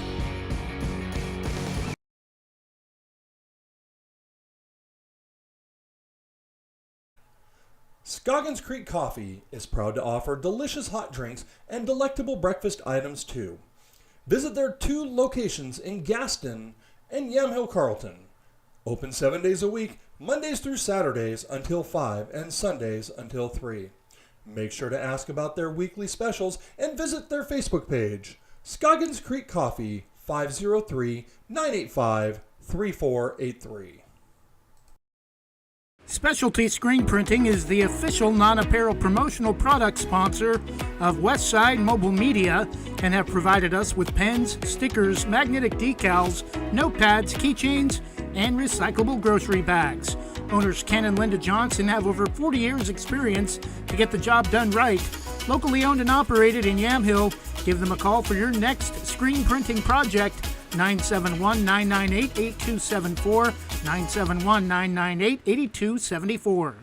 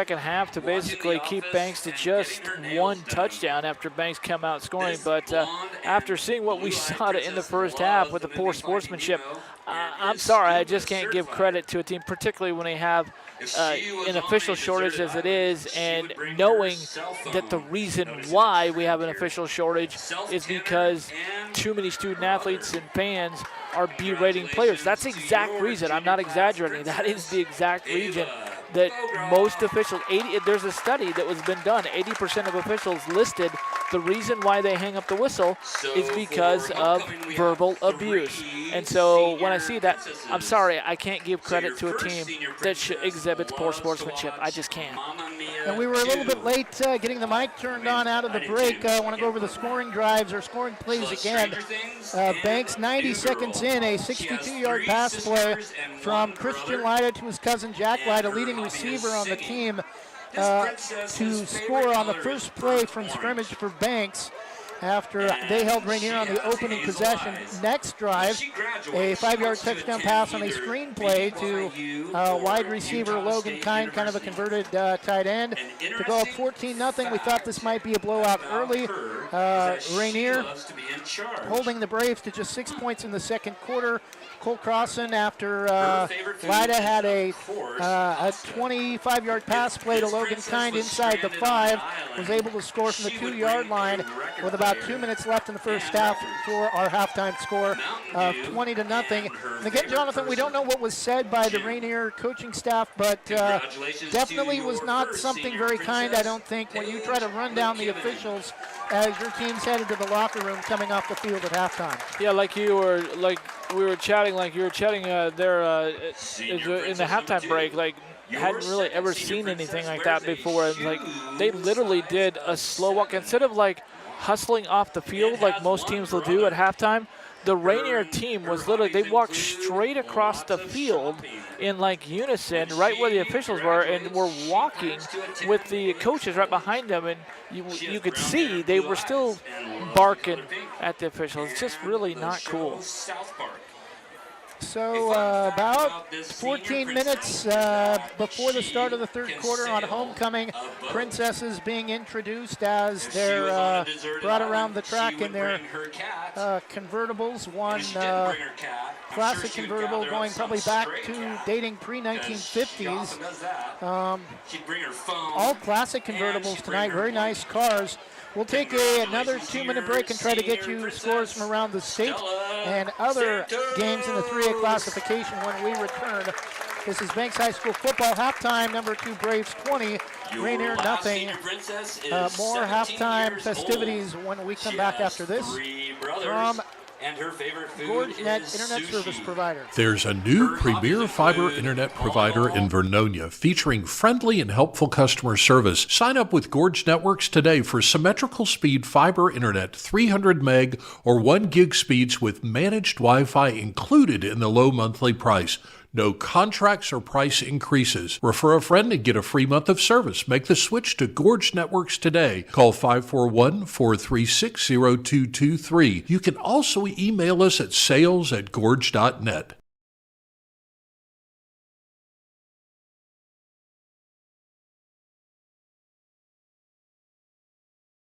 Hey Brave fans, this is Chris Lyda, the voice of the Braves, here to tell you about Econofab Buildings. Econofab is a third-generation family-owned and operated pole building company located right here in Brave Country. Econofab has been in business for almost 50 years, constructing shops, garages, and barns. I had them build my 2 shops, and as a satisfied and repeat customer, I'm here to tell you that Econofab puts the fab in fabulous. Go visit them online at econofabbuildings.com.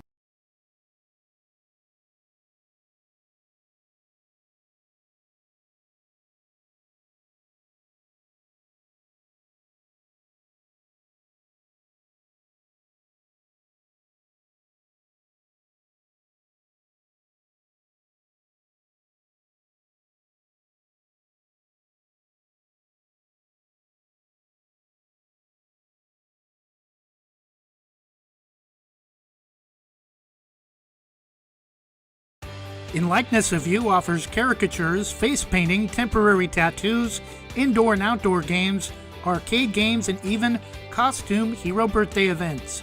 Since 2013, they've even held corporate events for some of the biggest companies in the world.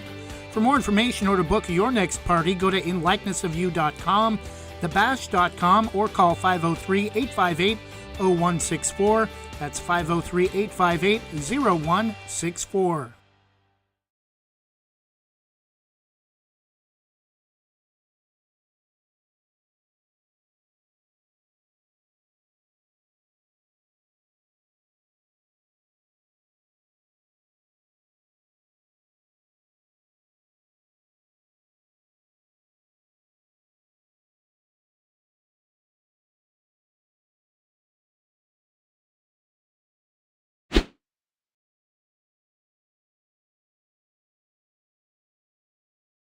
Here for homecoming with their So we're back at halftime. Jonathan Lee with announcement of tonight's homecoming queen. It's senior Madison Walker, a post for the Banks girls basketball team. Also 5'11" middle blocker for volleyball, helping the Braves in a great 5-set victory at number 8 Yamhill Carleton last night. Taking a look at other scores from around the state. I do not know the results of that. If somebody wants to text me, I think there's floats. Don't have another update yet on that Sandy M. Christian Newport game. Halftime, a good one as we expected. It sounds like in Sisters, a 14-7 lead over Cresswell. Second quarter, 2A football. Topton Oakland all over Bandon starting the second quarter, not quite as bad, but Oakers still with a 30-0 lead. 2A football, Heppner, a 6-0 lead over Weston McEwen. In the second quarter, Heppner lost to Warrenton earlier this season in week 2. Football score, Jonathan, this one might be a surprise to you.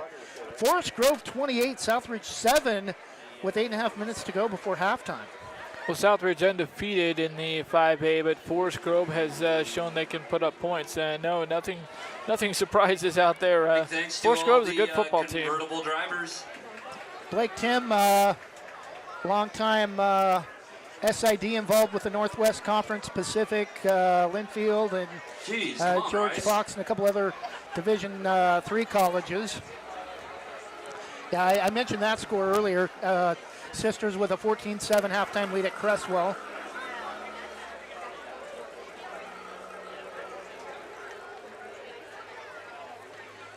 Junction City 28-14 leading Sweet Home with about 7 minutes left before halftime. Oh yeah, gather in. Some more pictures. Thanks to our good friend Jeremy McDonald, who covers Mid-Willamette Valley High School Athletics, Salem State, and Cascade.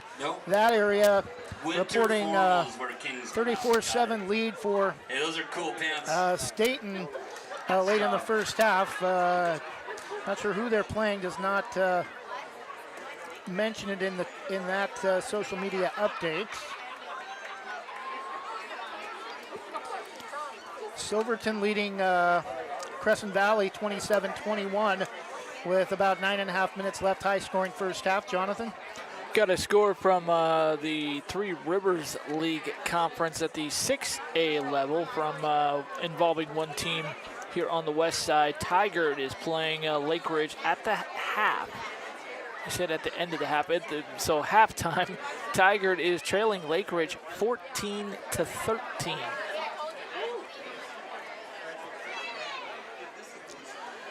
Close game there. Colton with an 8-0 lead in 2A football in the first quarter.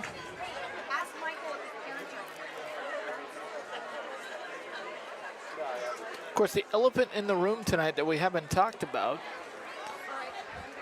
that we can maybe get some of our listeners and viewers in, there is a comment section on this video. You can comment and say, where were you this morning? Did you feel it? The 4.4 magnitude earthquake in Lynn County. Reported by Banks Post to be in Lacombe. Lacombe is kind of right in the Lebanon, kind of out in the country a little bit from Lebanon, east of Albany. 9 miles east of Lynn County, 9 miles east of Sweet Home, 14 miles from Sweet Home. So did get another tweet from Jeremy McDonald. Can confirm Staten now with a 34-7 lead at halftime over 5A. I believe North Bend playing a 5A schedule this year. North Bend and Marshfield, longtime rivals at the 4A and 5A level. Also, of course, want to send some condolences, something that happened earlier this week. Not here in Washington County, but close by in Columbia County. The families affected, one person confirmed dead now, and 23 others are now in hospitals after the fire at the St. Helens retirement community. So hearts go out to the families there that are just now all of a sudden displaced. And again, if you want to hear other news stories similar to that one and weather updates plus great top 40 music from the 70s to today, you can check out Westside's Greatest Hits.net, covering Washington, Columbia, and Yamhill counties with great local music and great music and local information. And if you're a country music fan, check out Oregon Trail Country. You can listen to both stations on Westside Mobile Media's homepage, Westside's Greatest Hits.net. If you're interested in advertising opportunities, you can email us at westsidemobilemedia@gmail.com. We'll take another 2-minute break and talk more about the first half when we return. Get ready for the third quarter. Banks will have the football first as they won the opening toss and deferred. Banks 20, Rainier nothing when we come back after this from Oregon Army National Guard. The Army National Guard plays a vital role in your community. We're on the front lines supporting essential personnel, first responders, law enforcement, and medical professionals, delivering food, supplies, and medicine, keeping communities safe, making a difference. During emergencies, we're always ready, always there. Learn more about part-time service in the Army National Guard at nationalguard.com. Sponsored by the Oregon Army National Guard, aired by the Oregon Association of Broadcasters and this station.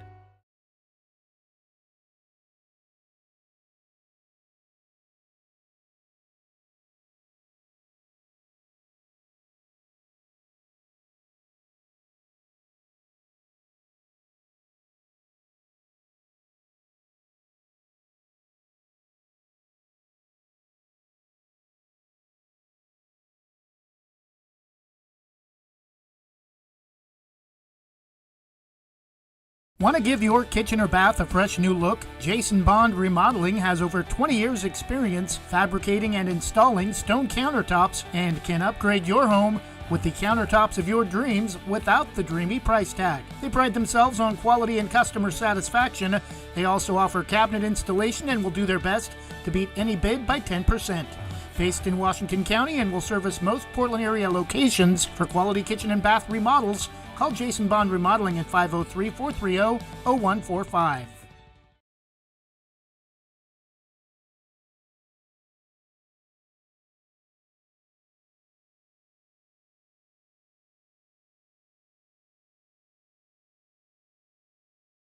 Jim's Market in Banks is an institution serving the community for generations. They're actively involved in events and athletics from the youth league to high school level. Let them serve you with their locally grown fresh produce, fresh bakery items, including custom cakes, and quick hot food from their in-store deli. Jim's Market, conveniently located at the south entrance to Banks. Thinking about buying or selling a home? Sarah Hesselman, Realtor with Keller Williams Realty, will help you with your real estate needs. Call 503-313-0748 or email Sarah at sarahhesselman.com. Serving your community daily and proud to support the starting lineup of your Banks Braves. Sarah Hesselman, Realtor with Keller Williams Realty. Call 503-313-0748.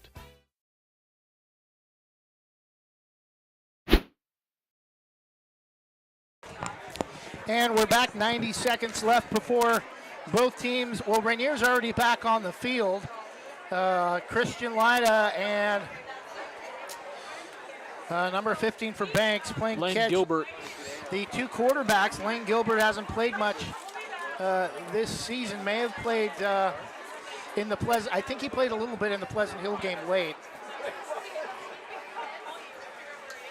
Lane Gilbert has the Billy Ray Cyrus look. The mullet. I heard there's a Woodburn man making the rounds on Oregon Live in the running for the national mullet competition. Bring back the mullet. Banks has made their way back on the field, and Jonathan, we talked about over the break.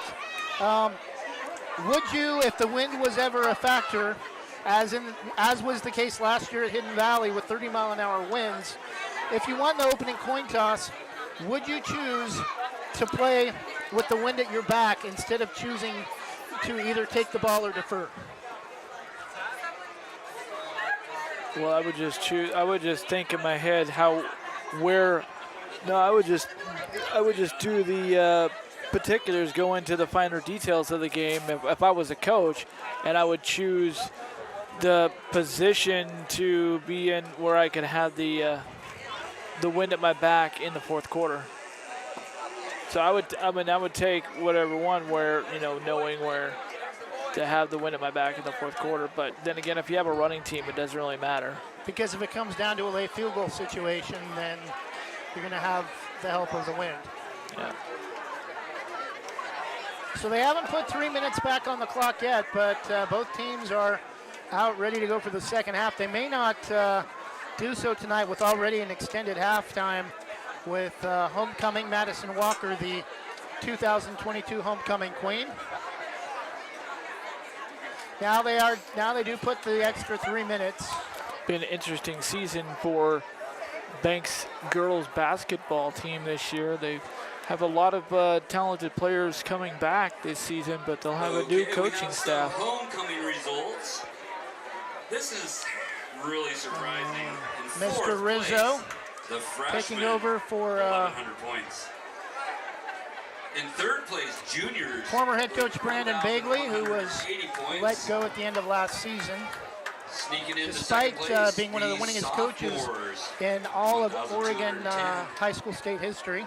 Biggest head-scratching decision ever, but I'll just leave it at that. 950 points. They smoked. I've not heard yet if he's been able to find another head coaching job in the area, but definitely deserves to continue staying coaching at the 3A level, or at any level. Actually, Banks dropping to 3A this year, but expected to be a three-team race for girls basketball as well with YC, Corbett, and Banks. Banks and Corbett both at the 4A level last year. Corbett making it to the final round of 8 at Marshfield, losing, I think, in the third place game. Banks Braves getting fired up for the second Yeah, I would half. expect Banks and Corbett to become instant league rivals this year. I think that's a very healthy rivalry, and I think that, because the coaching staff there at Corbett, I know, is still in place. So I would expect Corbett and Banks to I was told today that go at it for the league title. Going to be some epic games in the old barn in Corbett, I'll tell you that.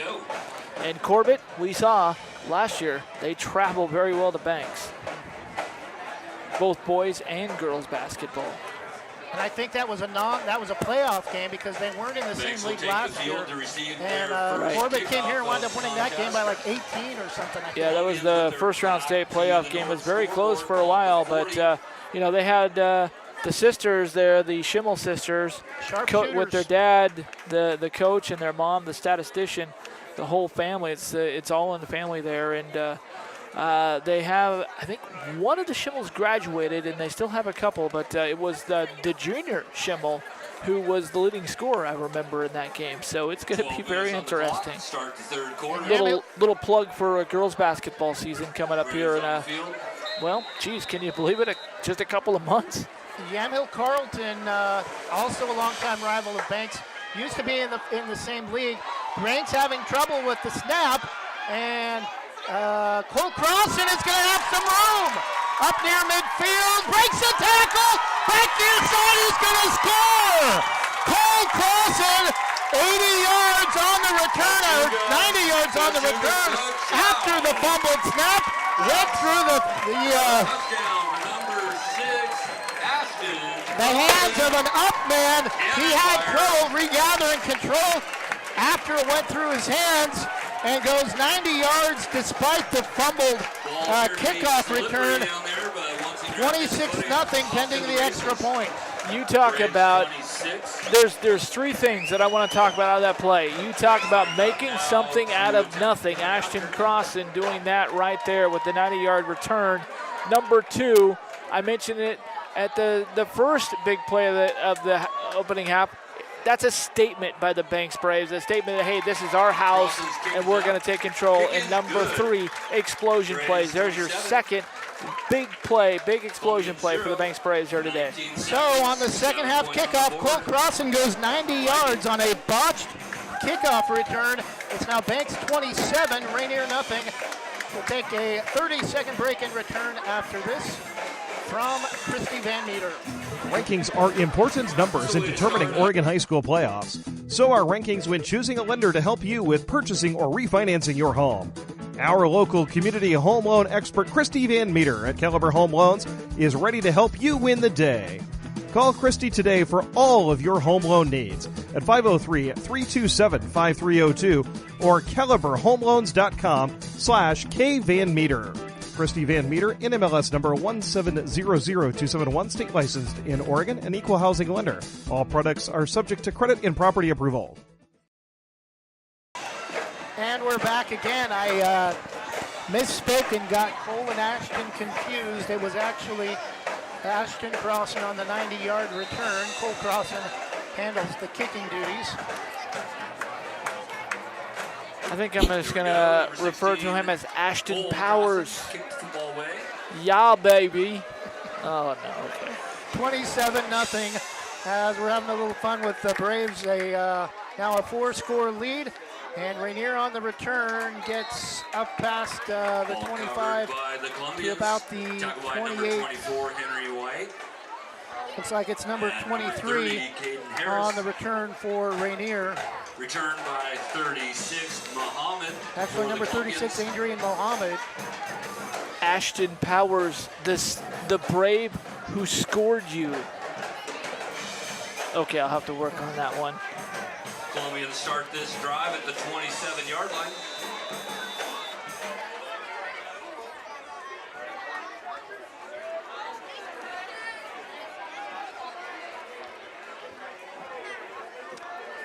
.11:36 to go, third quarter. Rainier lost the football and the Braves have it. First turnover of the game recovered by Max Walker. And the Braves are about to put this one to bed early in the third quarter. Well, we saw his sister Madison become homecoming queen, and now Max Walker coming up with a fumble recovery here just 30 seconds into the second half.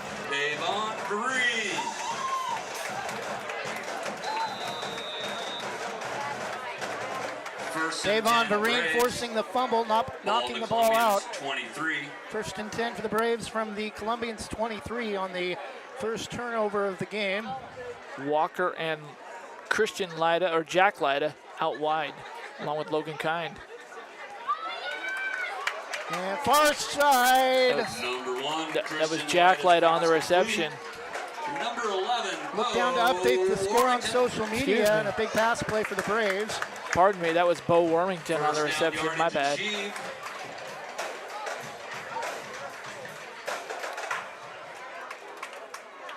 Braves drive the ball to the 12-yard line.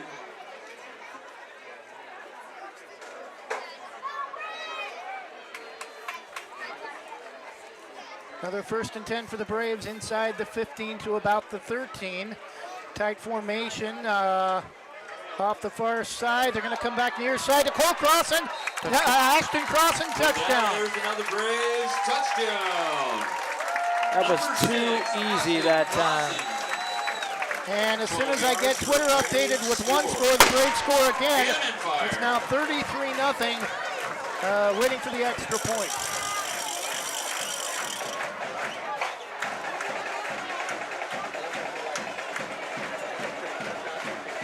going to call that one a 9-yard touchdown run. Braves 33, Columbians 0. Braves are going to attempt the 2-point try. Braves are going to try and get that extra point back and get this up to an even 35. Not sure why you would want to do that at this point, but they will try. Just for practice of going for 2, it's going to be a run, and they're going to get it. Direct snap, 57. In the end Oh, no, zone for the 2-point conversion. Looks like it was number 57, the ball carrier, but a direct snap to Ashton Crossan. It's now 35-0. 2 scores in less than 2 minutes for the Braves. And I'll put this one to bed, and I think if they get one more score here, it's going to be a running clock, and we're gonna see some younger players in the game. I think that might be why we saw Christian warming up with Lane Gilbert before the rest of the team came out at halftime. They might be expecting him to play Lane Gilbert in the second half. Well, and that's kind of easy to see from the Banks coaching staff, because we saw, that's another thing about, the way that Rainier exited the field at the end of the first half. I mean, they were all, the whole team was in unison, walking down about, I think it was the 40-yard line, 30-yard line, walking down as the officials were walking the other way. They didn't jog off the field. They were jogging with the officials, and the coaches were too, which means their mindset is totally not on this game, They're more Trevor. worried about the officiating than they are the play on the field. Yeah, the officials have totally got them out of the game. Banks knows that, and this game is over right now. This game is firmly in Banks' control, and I at this point, with the way Rainier runs the football every possession, they're not going to get back in this game. It's not going to happen. Oh, and Rainier tipped it, and they're going to, luckily for the Columbians, fall on it at the 20. 10:30 to go. It is a 35-point running clock now. So that was the case, I think, at Pleasant Hill. You weren't there at that game, but second half was pretty much all running clock. Yeah, I was trying to think it was 35 or 45. That's right. This low classification is 35. It's 45 points at the higher classification. Unless both teams agree, say, hey, no, let's just play it out. 35-0 Braves with a 5-score lead. Early third quarter. Oh, sorry, Trevor. Go ahead. That play with that batted ball and the kick return, that just proves my point right there that Rainier's heads are not in the game. It's like, why would you do that? And direct snap to McGill is going to lose yards off the far side after Logan Kine blows it up. Lane Gilbert coming in the game on defense.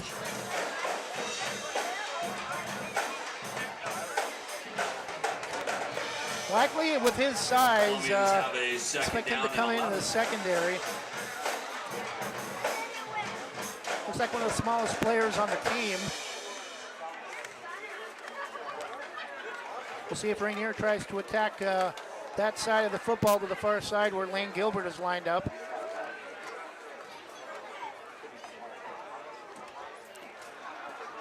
And again, Rainier running the football. Gets up past the 20. It'll be third down and long. A decent gain on second down and 11, but well short of the first down. Remember, though, Trevor, it's not always the size of the dog in the fight that matters. It's the size of the fight in the dog. In this case, the size of the fight in the Braves.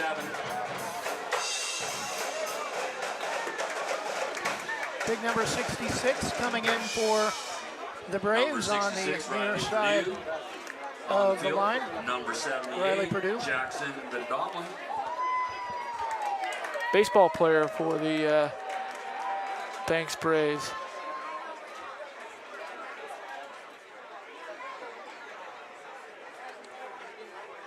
Rainier tight formation. A new ball carrier blown up in the backfield. Made by number 10, Drew Brown. That time by Andrew Brown. It'll be fourth down and long for Rainier.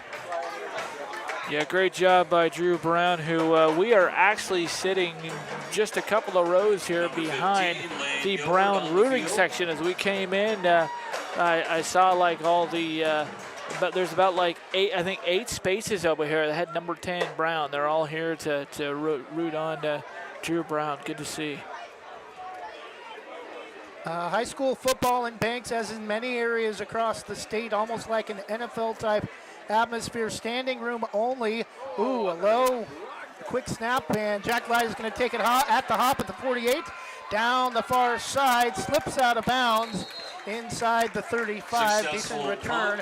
Great field position again for the Braves with 7:18 left. Clock stopped momentarily, not sure why, but starts again as we near 7 minutes in the third quarter.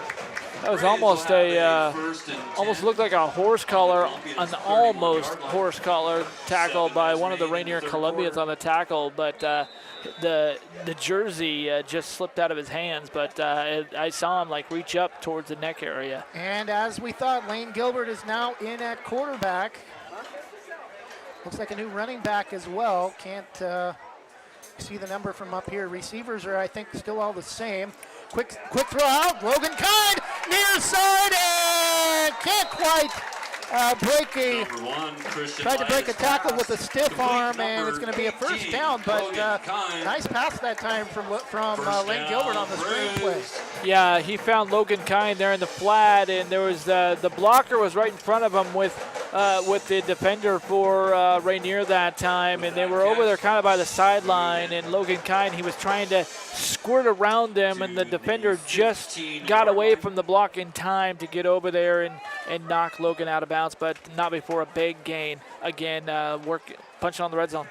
And the give this time to Andrew Brown is going to get a couple inside the 15 to about the 13. It'll be second down and about 8.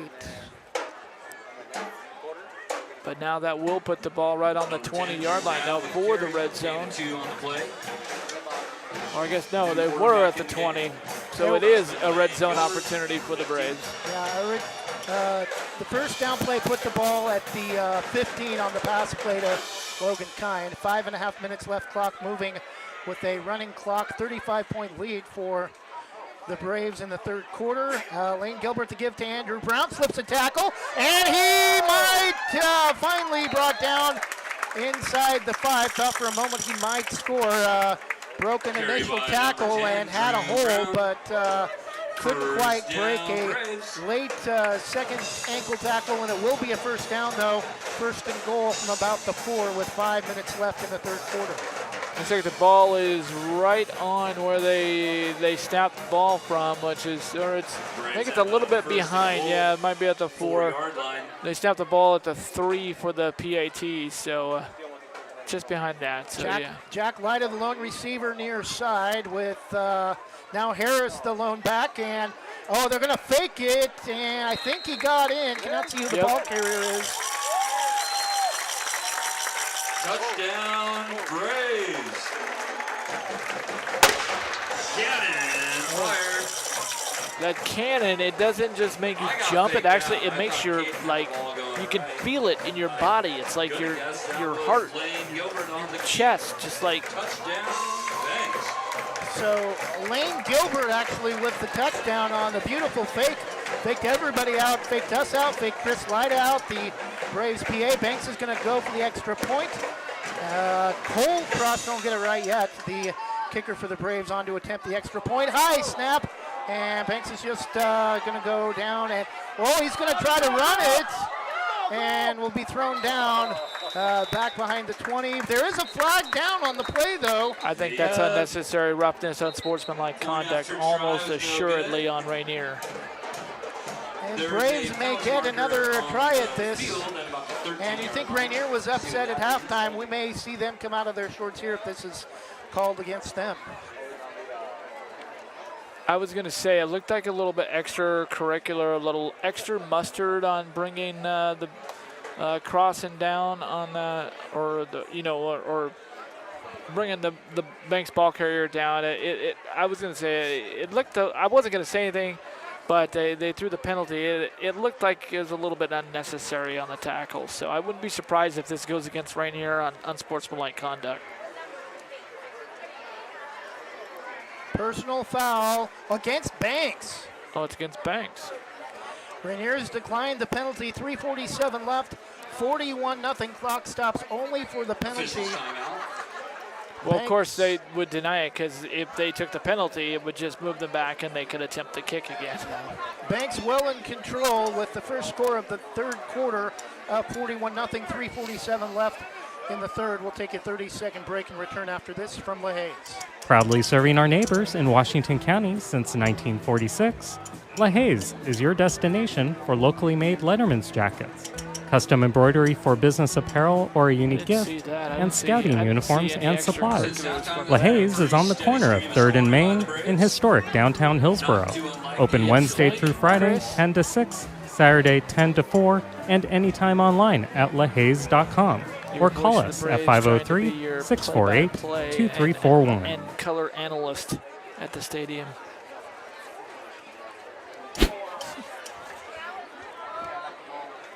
And we're back 41-0. Banks with a 6-touchdown lead over Rainier. Rainier, I think, has only attempted one pass tonight, and that was in the first quarter, 3:47 left. And I think that was their first down of the game, a pass of about 15 yards up to the 40-yard line. Parker Littlejohn. Number 52, Gavin Baker. Their only completion, they had a couple pass attempts to McGill in the first half, but that was, I think, their only completion. And Banks is going to try a squib kick, and the ball's loose. I think they got it. That ball. It's Braves football. 3:23 left, clock moving, 41-0.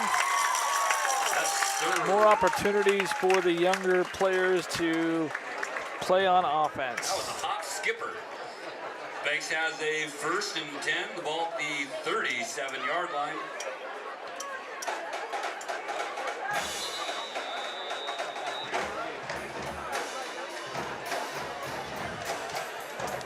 And we talked about style points trying to take over the top spot from Rainier.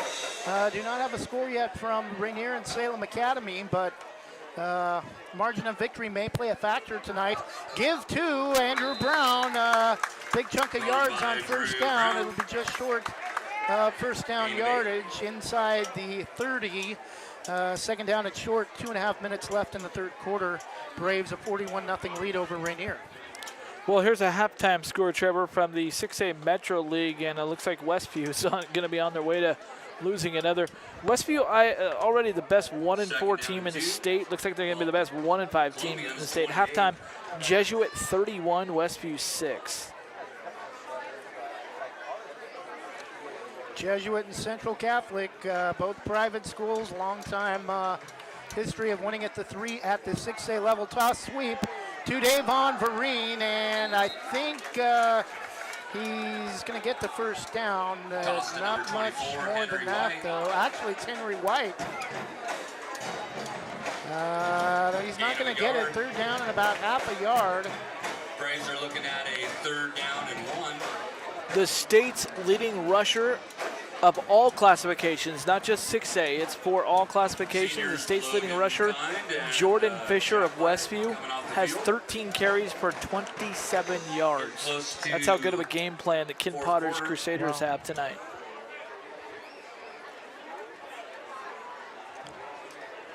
Tight formation for the Braves with one receiver. And direct snap, snap to Lane Gilbert, and gets the first down up inside the 25 to about the 24. Needed to get to the 27. First down, under a minute left in the third quarter, and a 41-0 lead for Banks over Rainier. One more note on that Metro League, Trevor. The game I'm most looking forward to is actually Jesuit is really going to have their hands full with Mountainside. John Mannion, shout out for Coach Mannion. He's really got that Mountainside team gear. They're off to their best start in school history. 5-0 coming into tonight. Two receivers go in motion for Banks. Parker Littlejohn and Charlie Markham now into the game. Lone receiver near side is Braden Bigsby with Warmington. Pass out of the backfield to Littlejohn, and a late flag, likely a hold. And this one is going to come back. 20 seconds left for the third quarter. Number 5, Parker Littlejohn. And yes, if at this point, I think most people here in Oregon high school athletics knows, but if you're maybe listening from somewhere else and you think, John Mannion, where have I heard that name before? Yes, that is a relation. He is the father of Sean Mannion, who is playing in the NFL, played at Oregon State, and of course Brian Mannion, who is now a backup quarterback at Linfield University in McMinnville. After 3 quarters, Braves tack on 2 more quick scores to start the second half. And we're in a running clock situation. It's now Banks 41, Rainier nothing.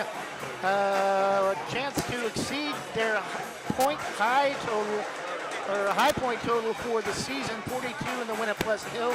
We'll take a 30-second break and find out if they can do it. And we return with backup quarterback Lane Gilbert and the second unit in. We'll be back after this from the Banks Post newspaper. Banks Post newspaper is the official news provider of West Side's greatest hits. Listen hourly for West Side news from the Banks Post newsroom. Banks Post newspaper covers Banks, Manning, Buxton, Roy, and surrounding western Washington County. Got an Oregon Army National If you'd Guard like more hero of the information game. on the Banks Post or want to pick up a copy, visit a local business today. I think You it's can either- also visit their website It's either at Lida, the 65-yard pass, or their Facebook it's, page, Banks Post. Ashton Cross, Ashton Cross, and what the 90-yard kickoff return. Well, Ashton also has 3 touchdown runs. That's my vote. Number 7, Charlie Markham. 41-0 start of the fourth quarter did not get you a quarter. Did not get the quarter changed on the scoreboard in a quick third quarter. Very few penalties in tonight's game. I would say probably less than 10 total. Lane Gilbert. It's Rainier with the football. Or no. It's Lane Gilbert out of shotgun for the Braves, 1st and 10. Fakes the give and throws out of the backfield. That was a quick throw, and it was thrown just out of reach of Jack Lida, or Little John. It came in at wide receiver there, and it was thrown he tried to reach out, but it was thrown too far in front of him. Starters' night is likely done with a 6-touchdown lead early in the fourth quarter. Now Bo Wormington, the only lone starter in the receiving corps, comes out. Now number 8 near side for the Braves, Braden Exline in at wide receiver. 2nd down and long pass caught by Little John inside the 20, and that'll likely be enough for a 1st down after the holding penalty put the Braves in a 2nd down and about 25 situation. Parker Littlejohn on the reception there that time. A great story. Good to see him back on the field last year. I remember he got hurt in a game, and it wasn't his collarbone, Trevor. He couldn't play anymore for the season, but it's good to see him back, recovered, and playing again for the Banks Braves. 1st and goal inside the 9. Braves again. About to put more points on the board. Gilbert to give to number 24. Breaks an ankle tackle and still driving the pile forward. Initially thought he might score and picked the wrong hole, but Henry White is going to get a decent gain from inside the 10. Gain of 4 on the play. Braves of the future right here, getting some great reps here in this game. And it's also a great time, Trevor, to rest those starters for that big game coming up next week. The defense can force some turnovers. Tigers were very turnover prone in our last broadcast, but able to find a way for a 2nd half comeback over Warrenton, 32-28. Pass is caught to number 7. Pass complete to number 7, Charlie Markham from Lane Gilbert. 47-0 from about 5 yards out. The youngsters able to drive the field, get a varsity score.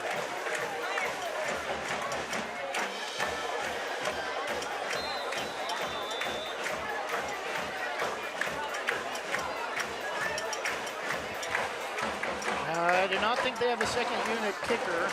Cole Crossan will attempt the extra point.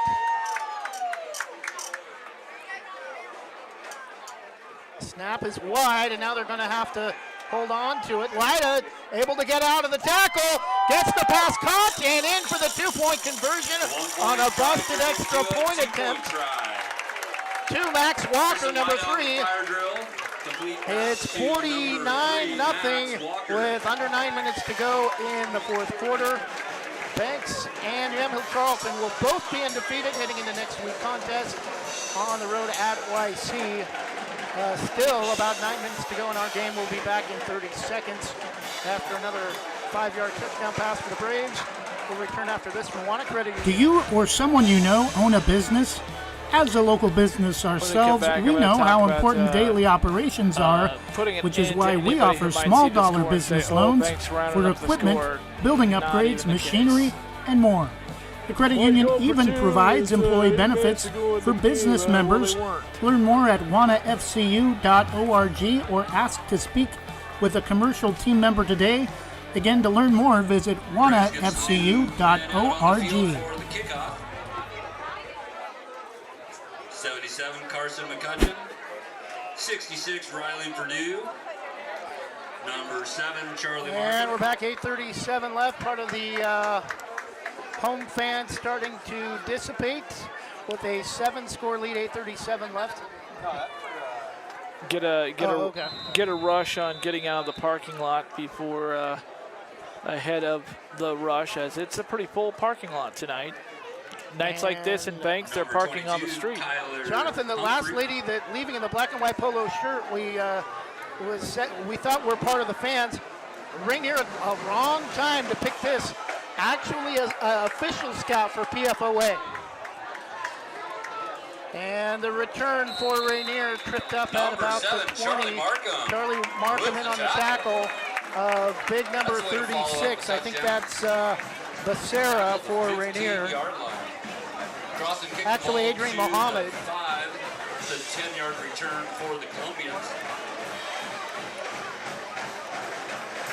Clock will continue to roll with a running clock. Braves 49, Columbians 0. Very nice, very interesting, but very nice to see scouts, out. I would think maybe, because officials keep notes, and so if they see things from teams, maybe they saw something from Rainier or something, and scouting crowds and seeing who's. They got to do something. It's a huge problem. Either a scout or a supervisor, and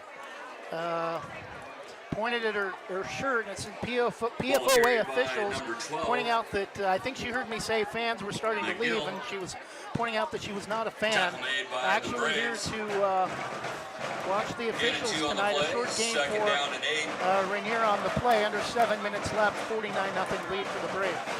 Yeah, I just want to point out 49-0, and Braves scoring, going for that too. And anybody who might see the scoreboard go like, oh, well, Banks, they run up the score trying to get the style points. Well, no, that's not the case at all. They've got the second and third unit in there both ways, offensive and defense, and they tried to go for the extra point. It was a muff snap, and Lyda, what's he going to do? Just go down? No, you're going to try and make something. They're young men. They're young men out there. They're trying to play the game, and no ill intent at all. They're just, it was a muff snap, and you got to do something with it. It's fire, and you got to get rid of it and do something. They just kind of chucked it up there and got a 2-point conversion. Not trying to run up the score at all. That's not how this Banks Braves coaching staff works.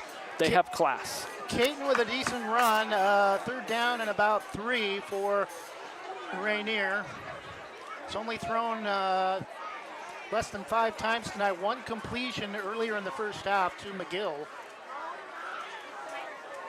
And again, the direct snap to Mohammed on the toss sweep. Will be close to a first down. Far side into the Rainier bench, and I think he'll get it.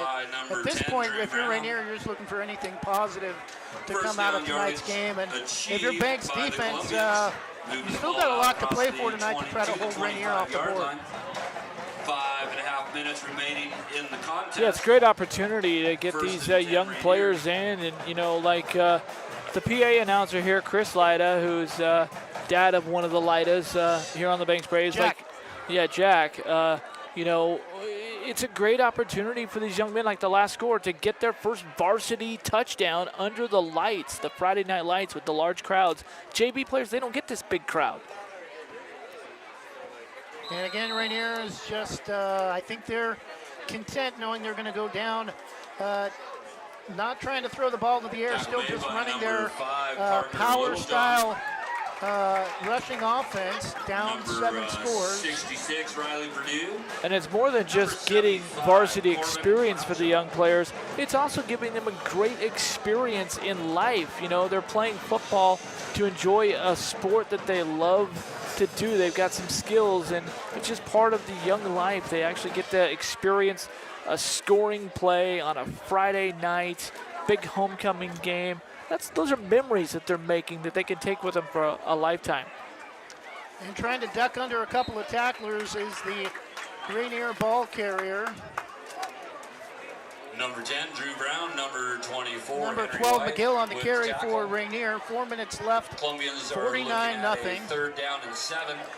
Banks will be 6-0 and 3-0 in game here tonight. District just 1 got a call play. from Andrea, and she says it's last call for burgers. Yamhill Carlton So if you're hungry and you want to will be burger, 6-0 and 4-0 after their win last night over North Marion.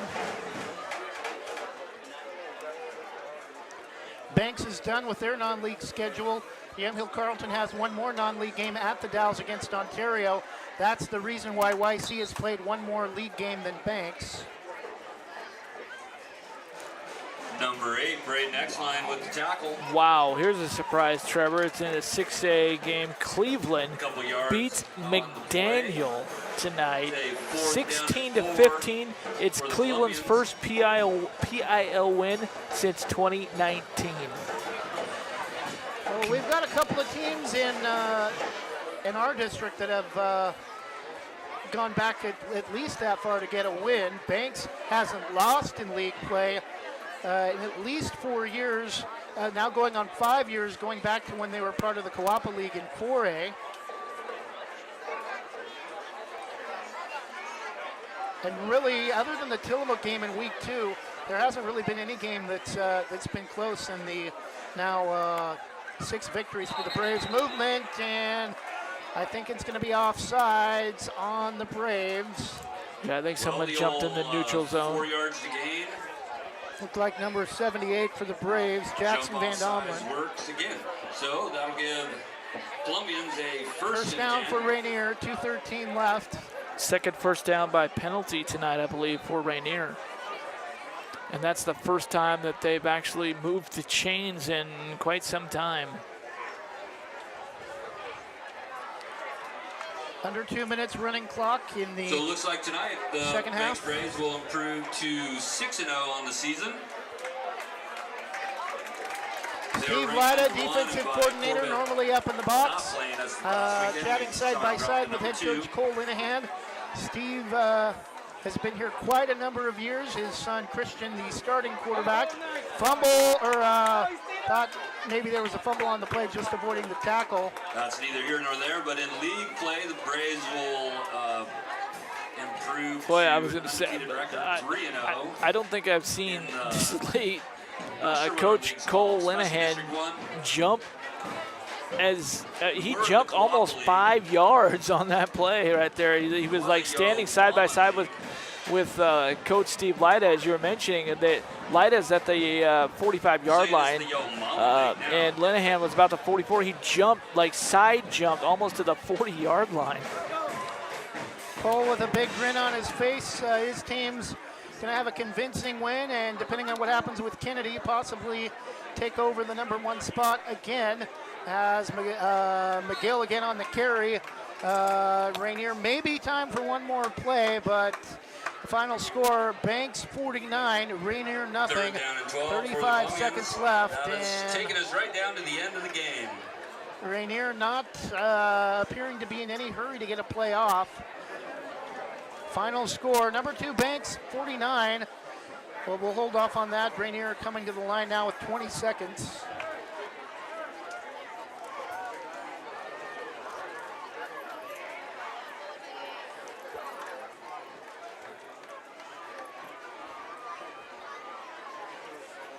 And Rainier will get the play off, and that'll do it. Final score as the horn sounds. Banks, number 2 for the moment in 3A high school football. Banks 49, and Rainier nothing. We'll take a 1-minute break and try to see if we can get you some other scores and our Oregon Army National Guard hero of the game, and get ready for a huge game next week as 2 undefeated teams will match up for what could be the 3A District 1 title, as Banks 6-0, 3-0 in District 1 play, travels to Yamhill Carleton 6-0 and 4-0 in District 1 play.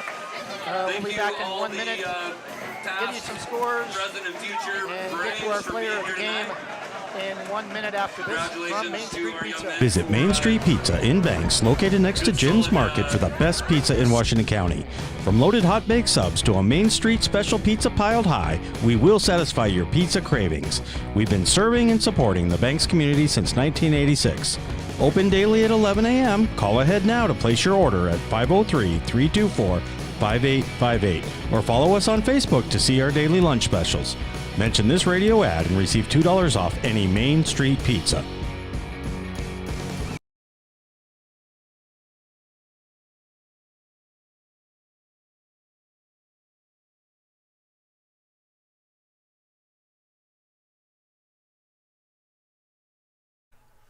Scoggins Creek Coffee is proud to offer delicious hot drinks and delectable breakfast items too. Visit their 2 locations in Gaston and Yamhill Carleton. Open 7 days a week, Mondays through Saturdays until 5 and Sundays until 3. Make sure to ask about their weekly specials and visit their Facebook page. Scoggins Creek Coffee, 503-985-3483.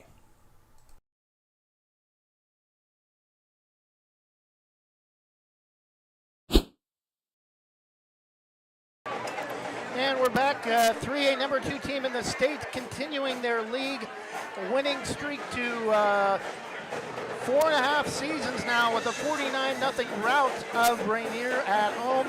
Running clock in the second half. Even Lane Gilbert, backup quarterback, with a couple of touchdown plays in the second half.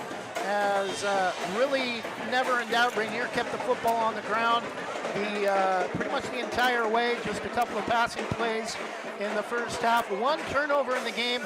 Really, the game was over by that point, and that occurred early in the third quarter, but helped the Braves as they again started the second half, Jonathan, the same way they started this game.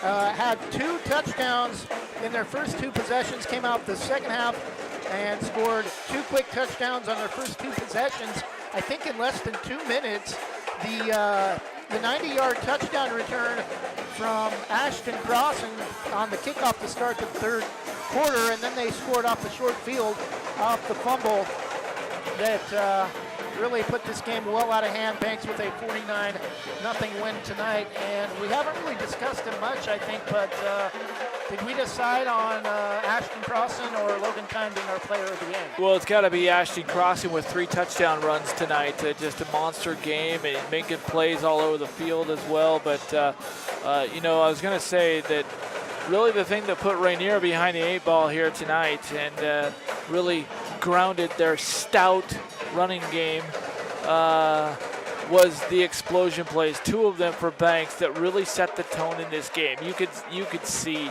that it just sucked the life out of the far sidelines over there.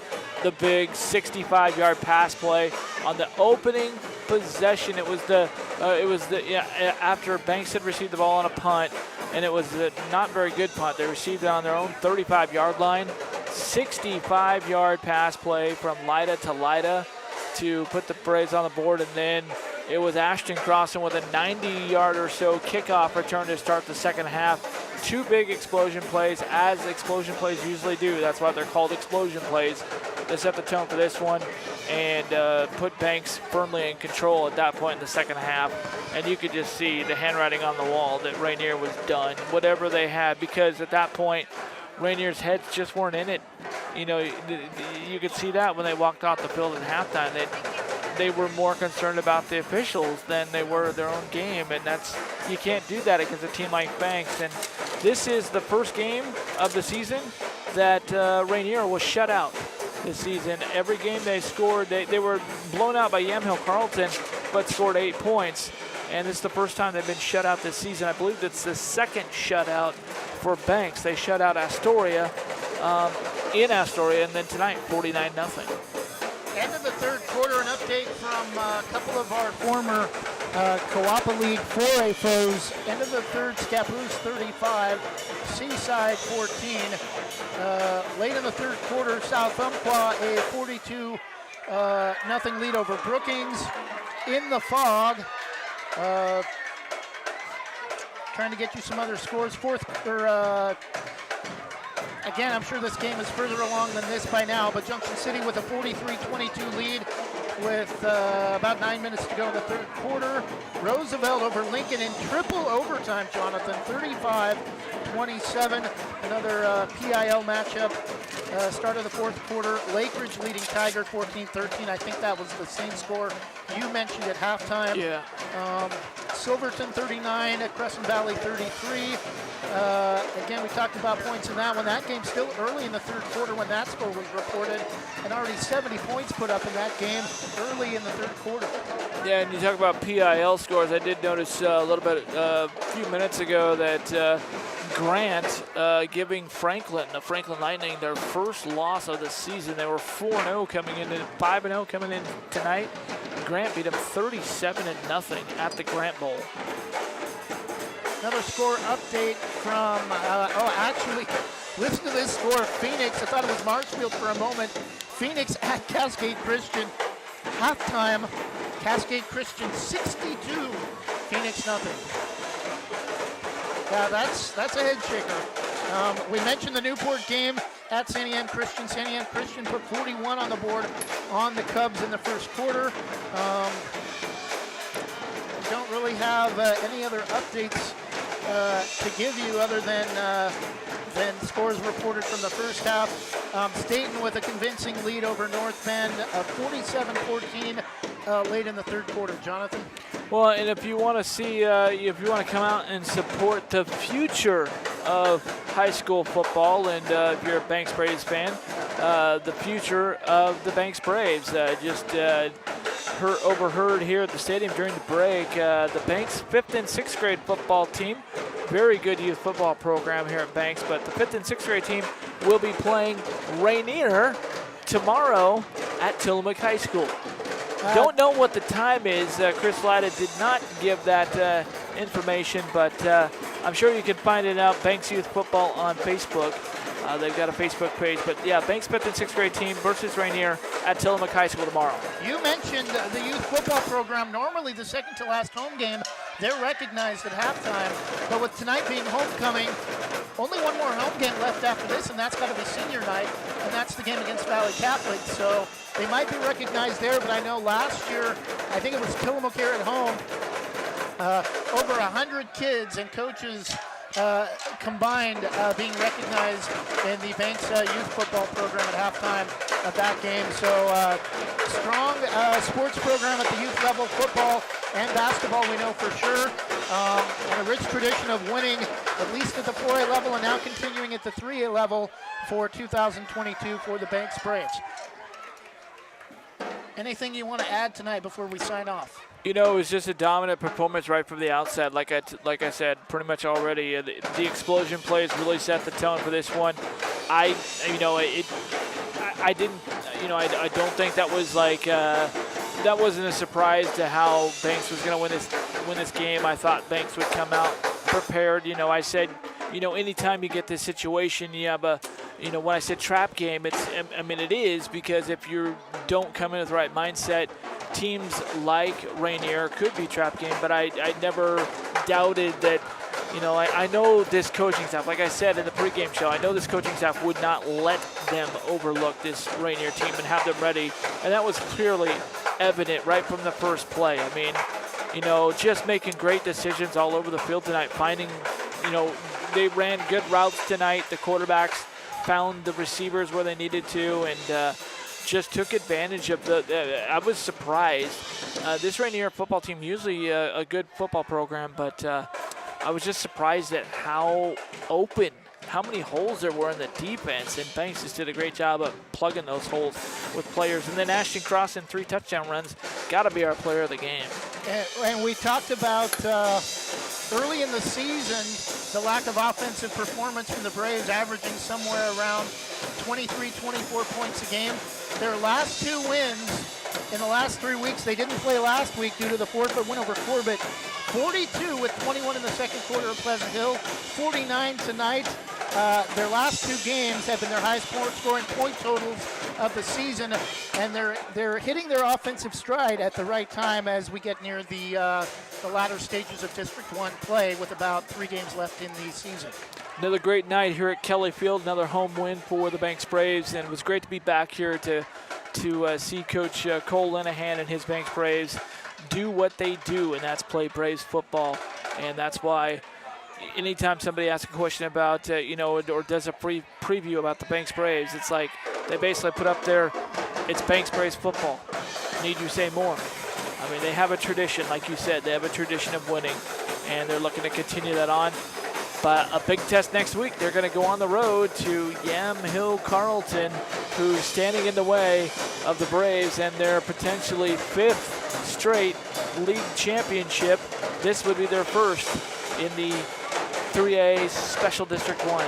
Might be another rooftop broadcast forecast for for next week. Upper 70s to low 80s at night, just like tonight, with a great view of the Tualatin Valley stretching over towards Highway 26. Not a cloud in the sky, just some haze from the fires down near Oak Ridge, the Canyon Creek fire. So I think that's going to do it for us. Next week we'll be on the air again at 6:30 for what could be the 3A District 1 title game as Banks heads to Yamhill Carlton.